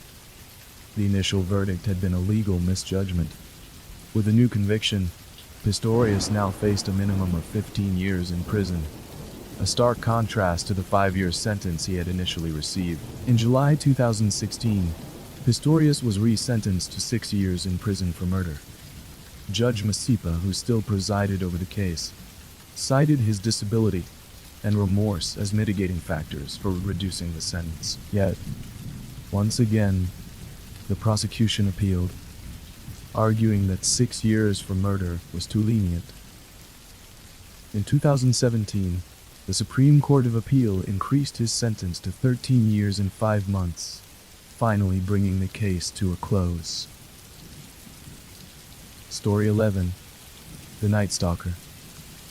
In the early 1980s, Los Angeles was plagued by fear, as a series of violent crimes began to unsettle the city. At night, a shadowy figure was terrorizing neighborhoods, a man whose very name would come to be synonymous with evil. His name was Richard Ramirez, and his reign of terror would become one of the most chilling crime sprees in American history. The first known attack attributed to Ramirez occurred on April 10, 1984, when he broke into the home of a married couple, James and Veronica Romero, in Rosemead, California. At around 2 a.m., Ramirez entered through an open window, armed with a .22 caliber handgun. He brutally attacked the couple, binding them before he demanded money and valuables. James Romero attempted to fight back, but Ramirez shot him in the face. Afterward, Ramirez fled the scene, but the damage had been done. He left behind no fingerprints, but the attack was his first glimpse into a horrific pattern that would unfold over the next year. The couple survived, but their lives would forever be haunted by that night. They had become the first victims of a man who would go on to be known as the Night Stalker. Ramirez's violent spree escalated as he struck again and again, mostly targeting homes in affluent neighborhoods across Southern California. His method of attack was brutal and senseless. He would break into homes at night, often stealing from his victims, but violently attacking and murdering them in the most horrifying ways imaginable. His crimes were marked by sadism, as he often sexually assaulted, mutilated his victims, and left satanic symbols at crime scenes. Between 1984 and 1985, Ramirez committed at least 13 murders, 5 attempted murders, and 11 sexual assaults, terrorizing entire communities. As the number of victims grew, so did the fear in Los Angeles. People locked their doors, doubled their security, and refused to go out at night. For months, Ramirez evaded capture, and police were left scrambling to find clues. His eerie signature of pentagrams drawn at crime scenes only added to the mystery and terror surrounding his spree. The killer's unpredictability was one of the most disturbing aspects of his rampage. He attacked anyone, men, women, children, seemingly at random. No one was safe, and this made the search for him even more difficult. The police didn't know where he would strike next. By the summer of 1985, the police had no leads. Ramirez had been slipping through their fingers, his face unseen, his motive unclear. But one crucial break came when he attacked a couple in a small town near San Francisco. The victims survived and managed to describe their attacker, offering up the most important clue of all: his unique appearance. They described a thin, wiry man with dark, beady eyes and distinctive scarring on his face. This was the first time that investigators had a real visual description of the man they were chasing. It wasn't long before Ramirez became the focus of a nationwide manhunt. The authorities created a massive task force to track him down. They distributed his image and description to every police department in the country, hoping someone would spot him. By this point, the media frenzy surrounding Ramirez was overwhelming. Newspapers ran headlines that read, "The Night Stalker strikes again," and the public became more anxious as each night passed. Despite the escalating fear that gripped Southern California, the police investigation had remained stalled. Then, on the night of August 24th, 1985, an important breakthrough came in the form of a surviving victim and their description of the assailant. While many of the previous victims had been unable to identify Ramirez, one survivor who had been attacked in Wilmington, California, was able to provide a detailed account of the man who had broken into her home. She described him in vivid detail, noting the scarring on his face and his distinctive mannerisms. As investigators put together the pieces, they realized they were looking for a man who had been involved in previous violent incidents, a man with prior arrests, and someone who had committed crimes in different counties. By now, the police had a composite sketch of the man they were after, and it was being broadcast across news outlets and shared with police agencies around the country. On August 30th, 1985, Ramirez made an uncharacteristic mistake. He walked into a store in East Los Angeles, just a few miles from his home. It was in this small neighborhood that the man who had once lived in the shadows would finally become visible. Several residents noticed him. He stood out. His facial scars and unusual appearance made him recognizable. One woman, after seeing his picture, immediately recognized him as the man from the police sketch. She alerted her husband, who called the police. The police arrived quickly, and Ramirez realized that his cover had been blown. He fled the scene, but by this point, he had nowhere to hide. With officers hot on his trail, Ramirez ran through the neighborhood, trying to escape into the maze of alleyways and streets. The community became an active part of the investigation. Several bystanders who recognized him, though terrified, were willing to help. As Ramirez tried to flee, they shouted to alert the police, some even actively pointing him out and blocking his escape routes. This sudden and unexpected cooperation between the public and law enforcement was a pivotal moment. In the frantic moments that followed, police were able to corner Richard Ramirez as he attempted to flee on foot. He was captured in the streets, disoriented and desperate, but eventually caught without any further violence. As officers took him into custody, they were confronted with a horrifying reality. The man they had captured was indeed the notorious Night Stalker, the killer who had eluded them for months and who had terrorized the city for over a year. As Ramirez was taken into custody, he was covered in the blood of his victims, but for the first time in his infamous career, he was helpless. The fear he had instilled in others now shifted to himself. The police had finally caught the killer who had caused so much pain and suffering. Richard Ramirez's trial began in July 1988, nearly 3 years after his arrest. He had been charged with 13 murders, 5 attempted murders, 11 sexual assaults, and 14 burglaries, all committed over a period of more than a year.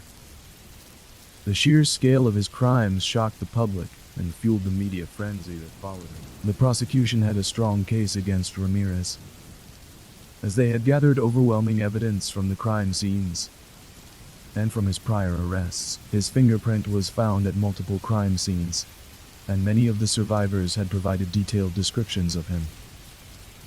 In addition, his confession to the police following his arrest sealed his fate. Ramirez's defense team, however, was determined to argue that he was not guilty by reason of insanity. They claimed that he had been influenced by satanic forces and was suffering from mental illness at the time of the murders. Ramirez himself, a deeply disturbed individual, was reportedly obsessed with Satanism and was known to have drawn pentagrams on his hands during his arrest and in the courtroom. His defense sought to paint him as a victim of his own delusions, arguing that he was not in control of his actions when he committed the horrific crimes. However, this defense did little to sway the jury. The prosecution's case, backed by witness testimonies, forensic evidence, and Ramirez's own actions during the attacks, was simply too compelling. Moreover, Ramirez's brazen behavior during the trial worked against him. In a shocking moment during the proceedings, he raised his hand to the courtroom and yelled, "Hail Satan!" in an act of defiance. He seemed to revel in the attention, almost daring the system to condemn him. This behavior only reinforced the image of Ramirez as a dangerous and unrepentant killer. His lack of remorse, his disregard for human life, and his celebration of evil made it impossible for the defense to convince the jury of his insanity. After months of testimony, the jury deliberated for only 7 hours before delivering their verdict. On September 20th, 1989, Richard Ramirez was found guilty on all counts. He was convicted of 13 murders, 5 attempted murders, 11 sexual assaults, and 14 burglaries. The jury recommended the death penalty for Ramirez, which was a fitting sentence for the extent of his crimes. During his sentencing, Ramirez continued to act with defiance, making no attempt to express remorse. Instead, he sat in the courtroom, smiling and offering a fist salute to the public gallery, where survivors and family members of his victims sat. His behavior only deepened the revulsion felt by the victims' families and the public. In October 1989, Ramirez was formally sentenced to death by lethal injection. He was sent to San Quentin State Prison, where he would spend the rest of his life on death row, awaiting an execution that would never come. In 2013, Ramirez's life came to an end not by execution, but by natural causes. He died from complications related to B-cell lymphoma, a form of cancer. He was 53 years old, while Richard Ramirez's death brought an end to his long years on death row. His legacy as one of the most infamous serial killers in American history remains. Story 12. The Tragedy of Sharon Tate. On August 9, 1969, a brutal crime would shock the world, leaving an indelible scar on Hollywood and American culture. The victim, Sharon Tate, was a rising star in the entertainment industry, married to the famous director Roman Polanski. The events of that night would not only take her life, but also the lives of 4 others, including her unborn child, and marked the beginning of one of the most infamous murders in history. Sharon Tate had every reason to be excited about the future. At just 26 years old, she was a stunning actress who had already made a name for herself in the entertainment industry. In 1966, she had garnered attention with her role in the film Valley of the Dolls, which helped establish her as a rising star. She went on to appear in several films, including The Fearless Vampire Killers and 12-1, and was known for her grace, beauty, and kind-hearted nature. In 1968, Sharon met Roman Polanski, a Polish director known for his groundbreaking work in the film industry. They quickly fell in love and got married in a private ceremony in London. In January 1968, Sharon's career was flourishing, and she was widely regarded as one of the most promising actresses of her generation. Sharon's life seemed to be perfect, but it was tragically about to take a dark turn. In the summer of 1969, while Roman Polanski was working in Europe, Sharon was living in their home on Cielo Drive in Beverly Hills, a picturesque mansion nestled in the hills above Los Angeles. She was 7.5 months pregnant with their first child, a boy they had planned to name Paul Richard Polanski. Sharon's life was filled with anticipation for the arrival of her baby and excitement for her future. But in the early hours of that fateful August night, her dreams were shattered in an unimaginable way. Sharon was joined at the house by a group of friends: Jay Sebring, a renowned celebrity hairstylist, and her former lover, Abigail Folger, the heiress to the Folger coffee fortune, and her boyfriend, Wojciech Frykowski, a Polish actor. It was a warm summer evening, and the group had gathered at Sharon's home, enjoying drinks and conversation.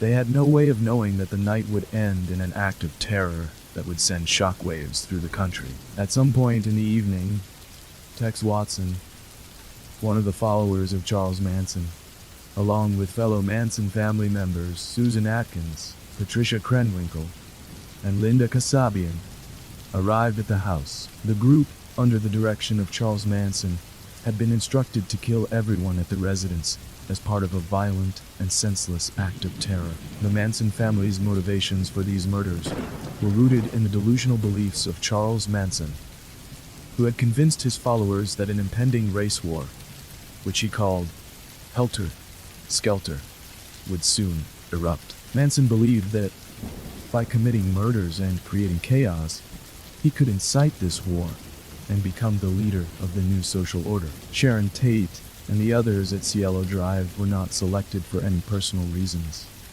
but simply because Manson believed they represented the rich white establishment that needed to be destroyed in his warped vision of revolution.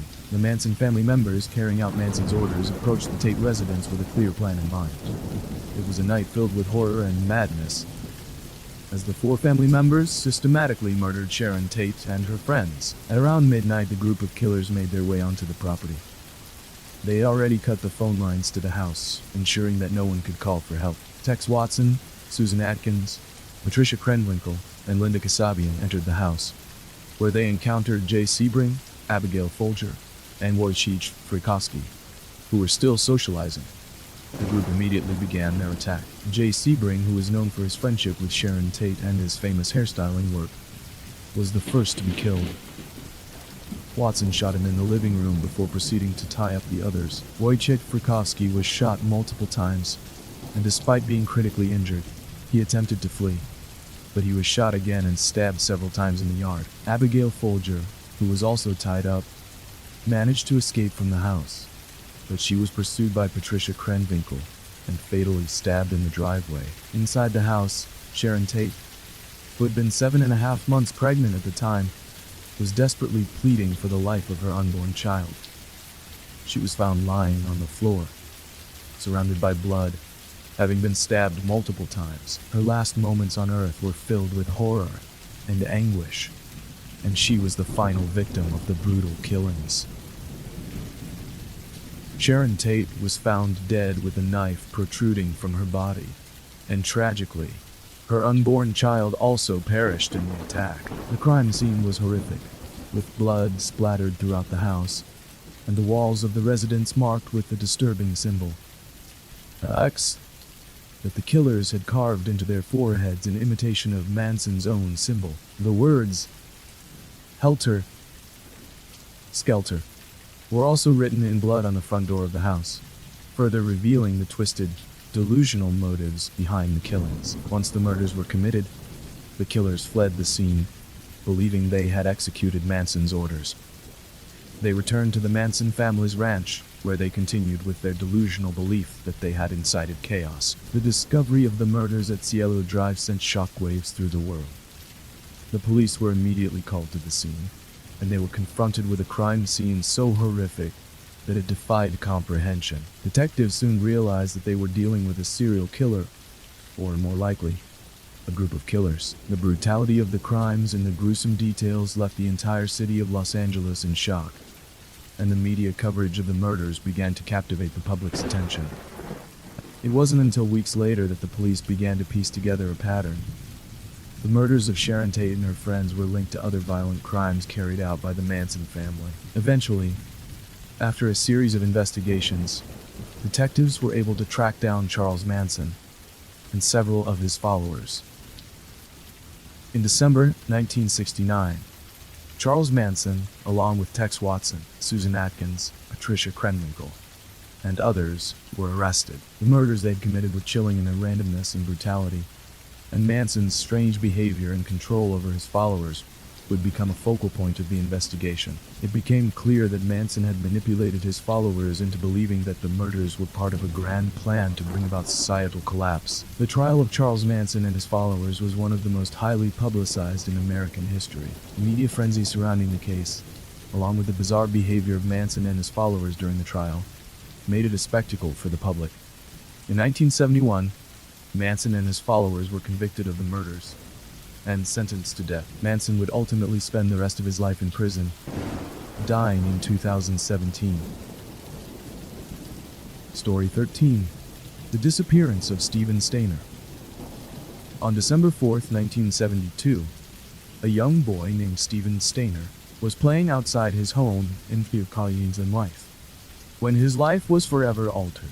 At just 7 years old, Stephen, the second of 5 children in a loving family, would become the victim of a heinous crime that would not only impact his own life, but the lives of his family and the nation. Stephen's early years had been relatively typical for a young child, filled with school, family outings, and playful moments with his siblings. His family, led by his father, Dennis Stainer, and his mother, Kay Stainer, was close-knit, and they cherished their children deeply.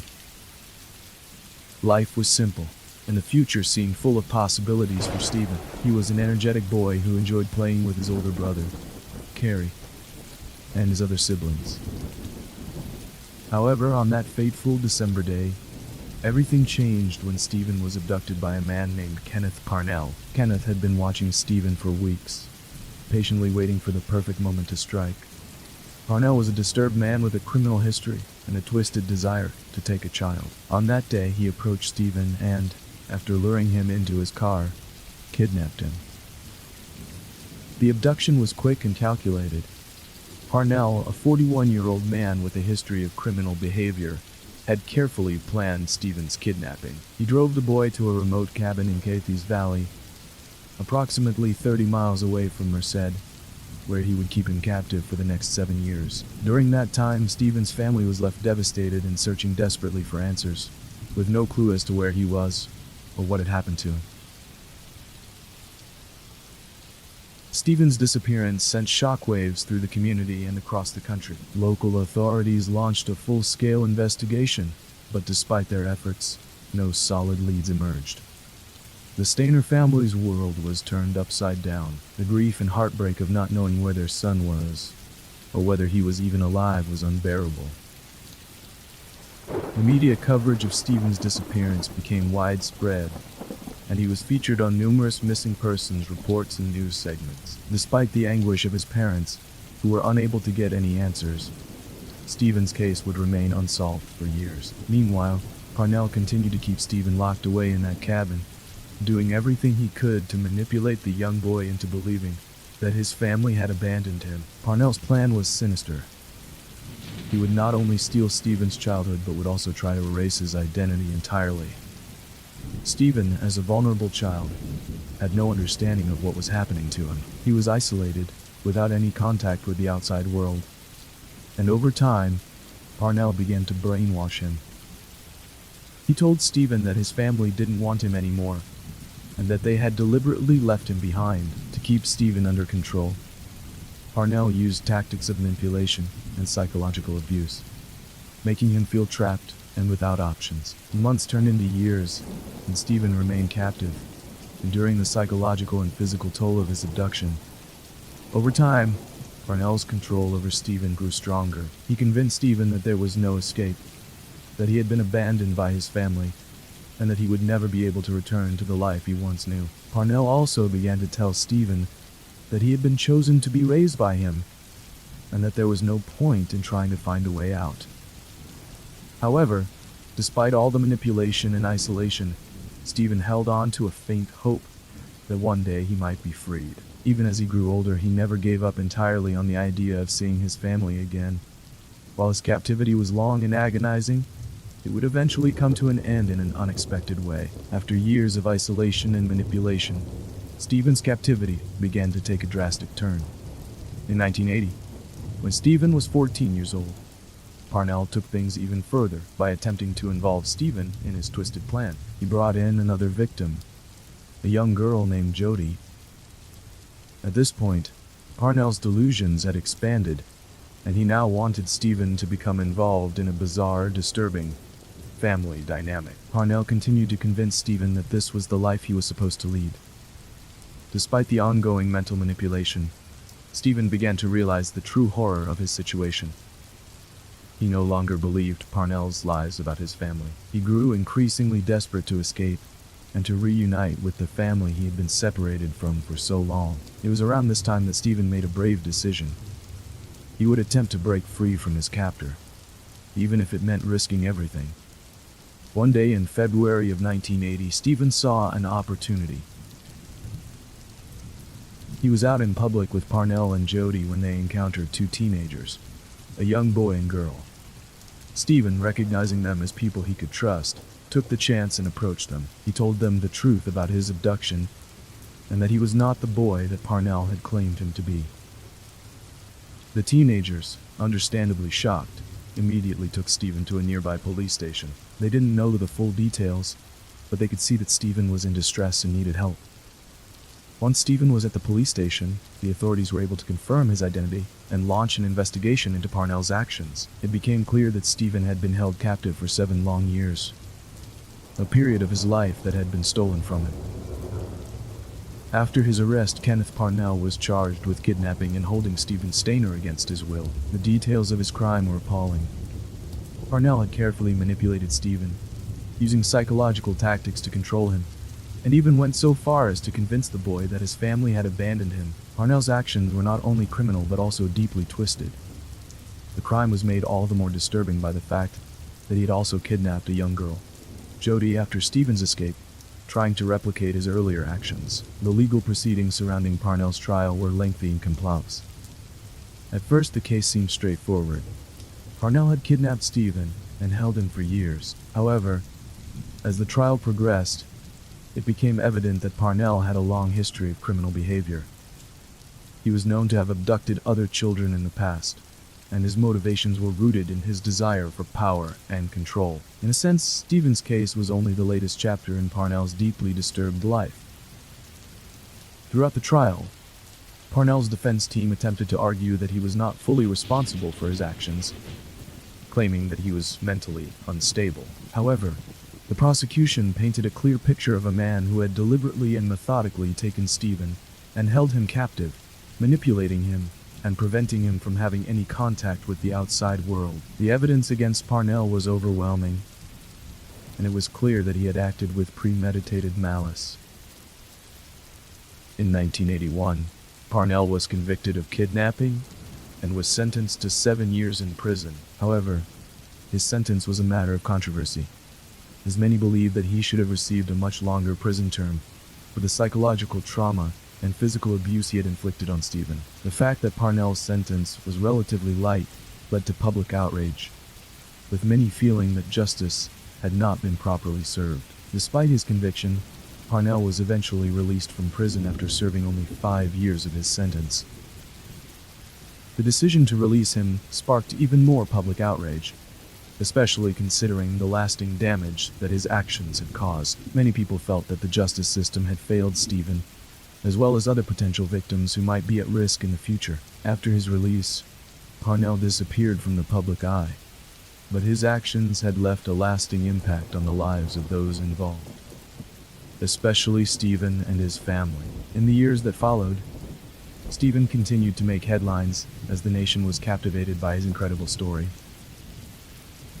His story became widely known, and the Stephen Stainer story was even adapted into a TV movie. However, while Stephen was able to reclaim his life, the emotional toll of the years he had spent in captivity stayed with him.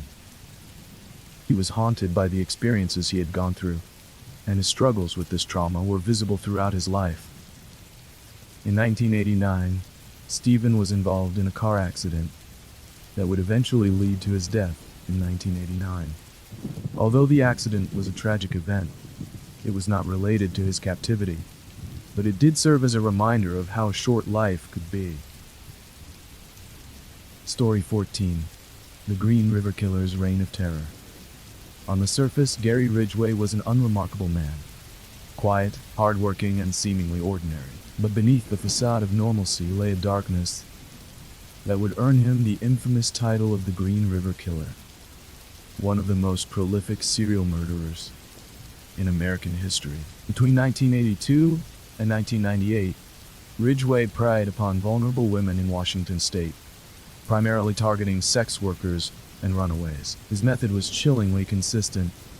He would lure victims into his vehicle, strangle them, and then dispose of their bodies near the Green River or in remote wooded areas. Law enforcement was baffled by the sheer number of victims and the killer's ability to evade capture. The first confirmed victim linked to the Green River Killer was 16-year-old Wendy Lee Caulfield, whose body was discovered on July 15, 1982, floating in the Green River near Seattle. In the months that followed, 4 more bodies were found in the same area, sparking fears that a serial killer was hunting in the region. Law enforcement quickly formed the Green River Task Force, dedicated to catching the elusive predator. As the body count continued to rise, the Green River Killer developed a signature pattern. He primarily targeted young women, often those living on the fringes of society, making it harder for investigators to track down leads. His method of strangulation suggested a need for control, and his disposal sites were often near water or wooded areas, indicating familiarity with the local terrain. The fear in Washington was palpable. Women were vanishing at an alarming rate, and the killer showed no signs of stopping. Despite extensive efforts, the investigation struggled due to a lack of forensic technology in the 1980s. DNA evidence was not yet advanced enough to identify a suspect, and Ridgway was meticulous in leaving behind little evidence. The case took an unexpected turn when law enforcement interviewed Ted Bundy, who was on death row at the time. Hoping his insights as a serial killer could provide clues, Bundy suggested that the Green River Killer might be returning to his dump sites to relive his crimes, an eerie piece of advice that later proved correct. As years passed, the investigation grew colder. Though police had compiled a list of suspects, no solid leads emerged. In 1987, Ridgway was questioned and even took a polygraph test, which he passed. His calm demeanor and ability to blend into society kept him off law enforcement's radar. What they didn't know was that Ridgway was still killing. His methods became more refined, and his ability to cover his tracks improved. By the early 1990s, advancements in DNA testing were on the horizon, though still not sophisticated enough to link Ridgway to the murders. The case remained a frustrating puzzle for investigators, with dozens of women still unaccounted for. However, unknown to Ridgway, a breakthrough was looming, one that would finally expose him for the monster he truly was. For nearly 2 decades, the Green River Killer remained a ghost, an ever-present threat whose identity eluded investigators. Women continued to vanish, their remains scattered in remote locations throughout Washington state. As the years passed, law enforcement grew desperate for a breakthrough. By the late 1990s, advancements in forensic science offered a new tool: DNA profiling. Earlier in the investigation, authorities had collected semen samples from victims' bodies, but the technology at the time had been too primitive to extract a match. Now, with modern forensic techniques, detectives revisited old evidence in hopes of finally identifying the elusive murderer. In 2001, detectives submitted biological evidence from 3 victims, Marcia Chapman, Opal Mills, and Cynthia Hines, to be tested against samples taken from a list of previous suspects. Among those on the list was Gary Ridgway, a man who had once been questioned but was dismissed after passing a polygraph test. When the results came back, the investigators were stunned. Ridgway's DNA was a match. After nearly 2 decades of hunting the Green River Killer, law enforcement finally had their man. On November 30th, 2001, Ridgway was arrested outside the Kenworth truck factory, where he had worked as a painter for 30 years. Despite his unassuming appearance, the DNA evidence was irrefutable. The once elusive predator had finally been caught. Following his arrest, Ridgway denied involvement in the murders. But as evidence mounted, the pressure to confess intensified. Law enforcement had linked him to at least 4 victims, but detectives knew the actual number was much higher. As part of a plea deal to avoid the death penalty, Ridgway ultimately confessed to 71 murders. Though authorities believe the true number may be closer to 100, his admissions were chilling. He described his targeting methods, the strangulation process, and how he disposed of bodies in a detached, emotionless manner. Even more disturbing, he admitted to returning to some of the disposal sites to have intercourse with the corpses, proving just how depraved his crimes had been. Ridgway's ability to evade capture for so long was due in part to his ordinary, unremarkable lifestyle. He maintained steady employment, married multiple times, and appeared normal to those around him. However, behind closed doors, he was a remorseless killer who saw his victims as expendable. His plea deal ensured he would spend the rest of his life behind bars. But for many of the victims' families, justice felt incomplete. The scale of his crimes was almost incomprehensible, and the fact that so many young women had perished at his hands left a permanent scar on the community. With Gary Ridgway's confessions shattering all expectations, the full weight of his crimes came into focus. 71 confirmed murders made him the most prolific serial killer in U.S. history at the time, and authorities believed the true number could be well over 100 victims. Yet, despite the scale of his atrocities, Ridgway had struck a plea deal, a decision that sparked outrage among many of the victims' families. The deal was simple. In exchange for avoiding the death penalty, Ridgway agreed to plead guilty to all the murders he could recall and help investigators locate the remains of still missing victims. His cooperation was vital. Many of the women he murdered had never been found, and their families had spent years without closure. In November 23, Ridgway pleaded guilty to 48 counts of aggravated first-degree murder. The courtroom was packed with grieving families, journalists, and law enforcement officials who had spent nearly 2 decades hunting the elusive Green River Killer. As the judge read out the 48 consecutive life sentences, Ridgway remained expressionless, showing no remorse for the lives he had destroyed. The families of his victims were given an opportunity to address him directly. Some spoke of their unimaginable pain, their voices trembling as they described the loss of daughters, sisters, and mothers. Others unleashed their rage, condemning Ridgway as a coward and a monster. But one moment stunned the entire courtroom. A man named Robert Rule, whose daughter Linda had been murdered by Ridgway, forgave him. With tears in his eyes, Rule said, "You've made it difficult to live up to what I believe, which is what God says to do, and that's to forgive. You are forgiven, sir." For the first time since his arrest, Ridgway broke down in tears. The man who had shown no emotion while describing brutal murders, who had confessed to necrophilia and strangling women as if it were routine, suddenly sobbed in front of everyone. Yet, despite his apparent breakdown, Ridgway remained disturbingly detached from the enormity of his crimes. In interviews, he admitted that he didn't know the names of most of his victims, stating that to him, they were simply women he could get away with killing. Even after his sentencing, authorities continued to suspect that Ridgway had more victims than he was willing to admit.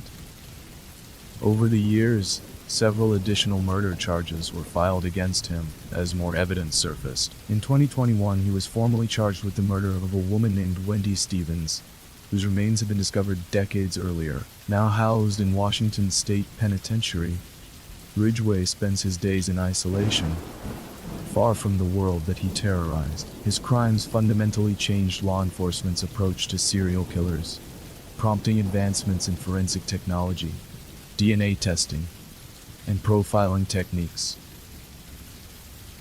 Story 15. A honeymoon turned tragic. On the night of November 13th, 2010, in Cape Town, South Africa, Annie Duani, a newlywed just 2 weeks into her marriage, was found brutally murdered in the back seat of a taxi. She had been shot at close range. Her lifeless body slumped against the seat of the abandoned vehicle. What was supposed to be a romantic honeymoon had ended in unspeakable horror. Annie, 28-year-old Swedish national of Indian descent, had recently married Shriyan Duani, a wealthy British businessman, in an extravagant ceremony in India.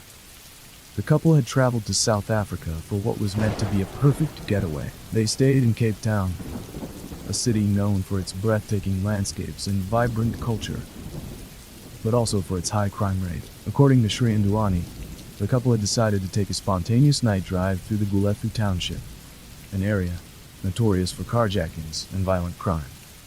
They were in a taxi driven by Zola Tongo, a local chauffeur. Just minutes into the drive, two armed men allegedly hijacked the vehicle, forcing Tongo out before driving off with Annie and Shriyan still inside. Shriyan later claimed that he was forced out of the car at gunpoint, left unharmed on the side of the road, while his wife was taken away into the night. Hours later, authorities discovered the abandoned vehicle, and inside, Annie Duani lay dead, shot once in the neck.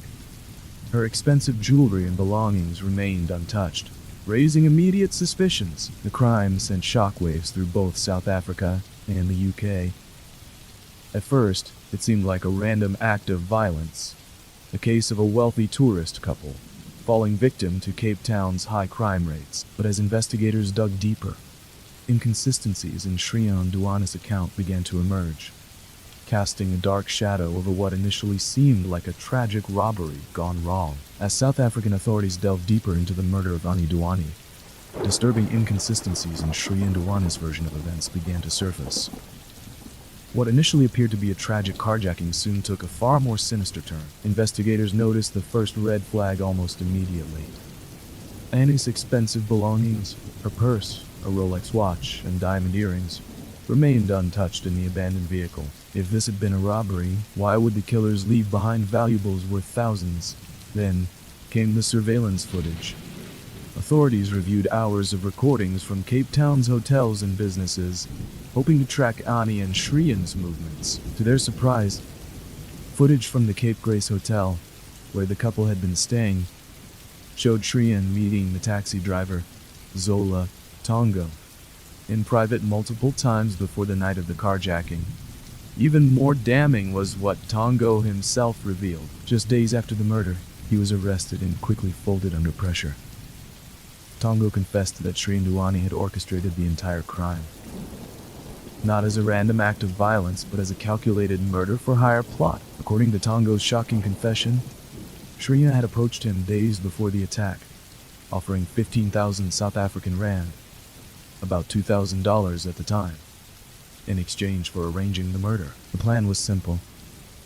The hired men would stage a carjacking, force Shriyan out of the vehicle unharmed, and execute Annie. With this information, authorities arrested two other men involved in the crime. Hugh, one of the gunmen, who later admitted to pulling the trigger. X, another accomplice, who was identified as the man who physically shot Annie. The case against Shriyan Duani was now growing stronger, but he vehemently denied any involvement. Upon learning that he was now a prime suspect, he quickly fled to the UK, claiming he was too mentally unwell to stand trial in South Africa. While South African prosecutors fought to have Duani extradited, Annie's devastated family, who had initially believed Shriyan to be another victim, was now faced with the unimaginable. Was the man they had welcomed into their lives responsible for their daughter's death? As the case against Shreen Duani escalated, South African prosecutors fought for his extradition from the UK. The British businessman, once seen as a grieving widower, was now at the center of an international legal battle. His defense team strongly opposed extradition, arguing that Duani was suffering from severe post-traumatic stress disorder, PTSD, and depression, rendering him unfit for trial. For years, his legal team delayed the process, citing his fragile mental state. After a lengthy court battle, the UK finally approved his extradition in 2014, nearly 4 years after Anna's murder. South African officials wasted no time preparing for what was set to be one of the most high-profile trials in the country's history. When Duani arrived in South Africa, he was formally charged with conspiracy to commit murder, kidnapping, robbery, and obstructing justice. But despite the mounting evidence against him, he pleaded not guilty to all charges. The trial took place at the Western Cape High Court, with the world watching. The prosecution relied heavily on the testimonies of the men who had already pleaded guilty, including Zola Tongo, Q, and X. One of the most damning testimonies came from Tongo, the taxi driver. He claimed that Duani had personally approached him, offering money to orchestrate the murder. Tongo detailed how Duani instructed him to find 2 hitmen, stage a hijacking, and spare his own life while ensuring that Ani was killed. But the case against Duani was far from airtight. Tongo and K's credibility came under fire. Both were criminals who had struck plea deals in exchange for reduced sentences. Another shocking turn came when Duani's defense team played CCTV footage from inside the Cape Grace Hotel. It showed Shreen and Anani embracing, laughing, and enjoying their time together just hours before the murder. The defense argued that this was not the behavior of a man plotting to kill his new wife. Then, in a dramatic twist, the court heard secretly recorded conversations between Tongo and Duani after Anna's death. Duani could be heard asking about the job and if everything went as planned, but his legal team dismissed these as vague exchanges that could mean anything. The biggest blow to the prosecution came when the judge ruled that the case was based too heavily on unreliable witnesses, without concrete forensic evidence tying Duani to the crime. The court dismissed the case, and all charges against him were dropped. The verdict sent shockwaves through the public, with many believing that Duani had gotten away with murder. Annie's family was devastated, left with more questions than answers. Thanks for tuning in with CrimeWave Radio. If you're still awake, let me know what your favorite case was from this episode.